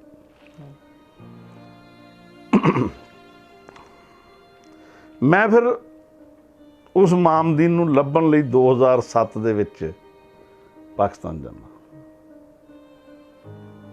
7 ਵਿੱਚ ਨਹੀਂ ਗੱਲ ਬਣਦੀ, ਮੈਂ ਪਿੰਡ ਨਹੀਂ ਜਾ ਪਾਉਂਦਾ। 8 ਵਿੱਚ ਮੈਂ ਦੁਬਾਰਾ ਪਿੰਡ ਜਾਂਦਾ। ਉਸ ਪਿੰਡ ਨਾਲ ਫਿਰ ਬਹੁਤ ਲੰਬੀਆਂ ਕਹਾਣੀਆਂ ਨੇ ਉਸ ਪਿੰਡ ਦੀਆਂ, ਬਾਬੇ ਹਾਕਮ ਦੀਆਂ ਤੇ ਹੋਰ ਸਾਰੀਆਂ। ਮਾਮਦੀਨ ਤੇ ਮੈਨੂੰ ਨਹੀਂ ਮਿਲਦਾ, ਪਰ ਉਹਦਾ ਮੁੰਡਾ ਮੈਨੂੰ ਮਿਲਦਾ। ਤੇ ਜਦੋਂ ਮੈਂ ਉਹਨੂੰ ਮਿਲਦਾ ਵਾਂ, ਉਸ ਮੁੰਡੇ ਨੂੰ, ਮੇਰੇ ਤੋਂ ਵੱਡਾ ਉਮਰ 'ਚ, ਜੱਫੀ ਪਾ ਕੇ, ਤਾਂ ਮੈਨੂੰ ਐਂ ਲੱਗਦਾ ਕਿ ਇਹ ਗੁਰਦਿੱਤ ਸਿੰਘ ਤੇ ਮਾਮਦੀਨ ਦੀ ਜਿਹੜੀ ਮੁਹੱਬਤ ਹੈ ਉਹ ਅਗਲੀਆਂ ਨਸਲਾਂ 'ਚ ਟਰਾਂਸਫਰ ਹੋ ਰਹੀ ਹੈ। ਪਰ ਜਿਹੜਾ ਤੁਹਾਡਾ ਸਵਾਲ ਹੈ, ਜੀ ਤਾਂ ਕਰਦਾ ਕਿ ਇੱਥੋਂ ਸ਼ਾਮ ਨੂੰ ਕਿੱਕ ਮਾਰੀ ਹੋਵੇ ਤੇ ਆ 12-15 ਕਿਲੋਮੀਟਰ ਤੇ ਕਸੂਰ ਹੈ, ਤੇ ਬਾਬਾ ਬੁੱਲੇ ਸ਼ਾਹ, ਹੋਰ ਨਹੀਂ ਤਾਂ ਬਾਬਾ ਬੁੱਲੇ ਸ਼ਾਹ ਦੇ ਮੱਥਾ ਟੇਕ ਆਈਏ। ਪਰ ਹਕੂਮਤਾਂ ਦੀਆਂ ਪਾਬੰਦੀਆਂ ਨੇ, ਉਹਨਾਂ ਦਾ ਵੀ ਆਦਰ ਹੀ ਕਰਨਾ ਚਾਹੀਦਾ। ਪਰ ਇੱਕ ਗੱਲ ਸਮਝ ਲਿਓ, ਅਸੀਂ ਦੇਖ ਸਕੀਏ ਨਾ ਦੇਖ ਸਕੀਏ, ਇਹ ਸਰਹੱਦਾਂ ਰਹਿਣਗੀਆਂ, ਪਰ ਇਹ ਜਿਹੜੀਆਂ ਸਖਤੀਆਂ ਨੇ ਇਹ ਟੁੱਟਣਗੀਆਂ। ਉਹਦੀ ਵਜ੍ਹਾ ਇਹ ਜਿਹੜਾ ਬਾਰਡਰ ਹੈ ਨਾ, ਫਿਰੋਜ਼ਪੁਰ ਵਾਲਾ ਬਾਰਡਰ, ਇਹਦਾ ਨਾਂ ਹੁਸੈਨੀ ਵਾਲਾ। ਪਰ ਜਦੋਂ ਤੁਸੀਂ ਪਾਕਿਸਤਾਨ ਜਾ ਕੇ ਪੁੱਛੋਗੇ ਵੀ ਮੈਂ ਉਸ ਬਾਰਡਰ ਤੇ ਜਾਣਾ, ਤਾਂ ਉਹਨਾਂ ਨੇ ਤਾਂ ਨਾਂ ਪਤਾ ਕੀ ਰੱਖਿਆ ਹੋਇਆ? ਗੰਡਾ ਸਿੰਘ ਵਾਲਾ। ਗੰਡਾ ਸਿੰਘ ਵਾਲਾ। ਅਸੀਂ ਉਹਨਾਂ ਦਾ ਹੁਸੈਨ ਸੰਭਾਲ ਕੇ ਰੱਖਿਆ, ਉਹਨਾਂ ਨੇ ਸਾਡਾ ਗੰਡਾ ਸਿੰਘ ਸੰਭਾਲ ਕੇ ਰੱਖਿਆ ਭਾਈ। ਆਖਰ ਵਿੱਚ ਤੁਸੀਂ ਕੀ ਕਹਿਣਾ ਚਾਹੋਗੇ? ਆਖਰ ਵਿੱਚ ਮੈਂ ਇਹੀ ਕਹਿਣਾ ਚਾਹੂੰਗਾ ਵੀ ਆ ਜਿਹੜੀ ਕਰੋਨਾ ਕਾਲ ਹੈ ਸਾਡਾ, ਇਹਨੇ ਘੱਟੋ ਘੱਟ ਪੰਜਾਬੀਆਂ ਨੂੰ ਡਿਜੀਟਲ ਹੋਣ ਦਾ ਮੌਕਾ ਦਿੱਤਾ। ਪੰਜਾਬੀ ਜਿਹੜੇ ਨੇ ਉਹ ਧੜਾ ਡਿਜੀਟਲ ਹੋ ਰਹੇ ਨੇ। ਆਨਲਾਈਨ ਮੀਟਿੰਗਾਂ ਤੇ ਜ਼ੂਮ ਮੀਟਿੰਗਾਂ ਤੇ ਕਲਾਊਡ ਮੀਟਿੰਗਸ ਦਾ ਤੇ ਇਹ ਡਿਜੀਟਲਾਈਜੇਸ਼ਨ ਦਾ ਸਿਲਸਿਲਾ ਜਾਰੀ ਹੈ। ਮੈਂ ਮਤਲਬ ਇਹ ਚੰਗੀ ਗੱਲ ਹੈ, ਪਰ ਇਹ ਸਾਰੇ ਕੁਛ ਦੇ ਵਿੱਚ ਸਾਡੇ ਹਾਕਮਾਂ ਨੇ ਸਾਨੂੰ ਇੱਕ ਸ਼ਬਦ ਦਿੱਤਾ ਸੀ, ਅਸੀਂ ਉਹਦਾ ਬਹੁਤ ਪ੍ਰਸਾਰ ਕੀਤਾ, ਸੋਸ਼ਲ ਡਿਸਟੈਂਸਿੰਗ। ਉਹ ਬਹੁਤ ਤੇਜ਼ ਨੇ, ਸਾਨੂੰ ਪਤਾ ਹੈ ਕਿ ਉਹ ਸੋਸ਼ਲ ਨਹੀਂ, ਅਸਲ 'ਚ ਉਹ ਫਿਜ਼ੀਕਲ ਡਿਸਟੈਂਸਿੰਗ ਦੀ ਗੱਲ ਹੋਣੀ ਹੈ, ਪਰ ਉਹ ਫਿਜ਼ੀਕਲ ਨੂੰ ਸੋਸ਼ਲ ਬਣਾ ਕੇ ਪੇਸ਼ ਕਰ ਰਹੇ ਨੇ। ਇਸ ਕਰਕੇ ਸੋਸ਼ਲ ਨੇੜਤਾ ਜਿਹੜੀ ਹੈ ਉਹਦਾ ਮੁੱਲ ਰਹਿਣਾ। ਠੀਕ ਹੈ। ਦੂਜੀ ਗੱਲ, ਇਹ ਸਾਰੀ ਡਿਜੀਟਲਾਈਜੇਸ਼ਨ ਦੇ ਦੌਰ ਵਿੱਚ ਕਿਤਾਬ ਨੇ ਮਰਨਾ ਕੋਈ ਨਹੀਂ, ਕਿਤਾਬ ਜ਼ਿੰਦੀ ਰਹੂਗੀ ਤੇ ਜਿੰਦੀ ਰਹੂਗੀ। ਠੀਕ ਹੈ। ਤੇ ਆਖਰੀ ਗੱਲ ਇਹ ਕਿ ਲੋਕਾਂ ਨੇ ਹੌਲੀ ਹੌਲੀ, ਬਹੁਤ ਥੋੜੀ ਗਿਣਤੀ 'ਚ ਸਹੀ, ਆਪਣੇ ਪੈਰ ਜ਼ਮੀਨ ਤੇ ਟਿਕਾ ਕੇ ਤੇ ਆਪਣੇ ਵੇਲੇ ਨੂੰ ਸਮਝਣ ਦੀਆਂ ਕੋਸ਼ਿਸ਼ਾਂ ਸ਼ੁਰੂ ਕਰ ਦਿੱਤੀਆਂ ਨੇ। ਬਿਲਕੁਲ ਕਰ ਦਿੱਤੀ। ਠੀਕ ਹੈ। ਤੇ ਸ਼ੁਭ ਹੋਏਗਾ, ਸਾਰਾ ਕੁਝ ਸ਼ੁਭ ਹੋਏਗਾ। ਆਸ ਕਰਦੇ ਹਾਂ ਕਿ ਇਹ ਸਾਰਾ ਕੁਝ ਸ਼ੁਭ ਹੀ ਹੋਵੇ। ਇਹ ਸਾਡੇ ਲਈ, ਤੁਹਾਡੇ ਲਈ, ਸਾਰਿਆਂ ਲਈ ਸ਼ੁਭ ਹੋਊਗਾ। ਇਹ ਸਨ ਹਰਮੀਤ ਵਿਦਿਆਰਥੀ ਜੀ। ਤੇ ਵਿਦਿਆਰਥੀ ਜੀ, ਤੁਹਾਡਾ ਬਹੁਤ ਬਹੁਤ ਸ਼ੁਕਰੀਆ। ਬਹੁਤ ਧੰਨਵਾਦ ਦਲਜੀਤ। ਤੁਸੀਂ ਖੁਦ ਦਿਲੀ ਨਾਲ ਸਾਡੇ ਨਾਲ ਗੱਲਾਂ ਕੀਤੀਆਂ। ਸਾਨੂੰ ਤੁਹਾਡੇ ਤੋਂ ਉਮੀਦ ਵੀ ਇਹੀ ਸੀ। ਬਹੁਤ ਸ਼ੁਕਰੀਆ ਦਲਜੀਤ ਤੇਰਾ ਵੀ, ਔਰ ਬਹੁਤ ਸ਼ੁਕਰੀਆ ਮੈਸੇਜ ਬਾਕਸ ਦੀ ਟੀਮ ਦਾ ਵੀ। ਬਹੁਤ ਧੰਨਵਾਦ।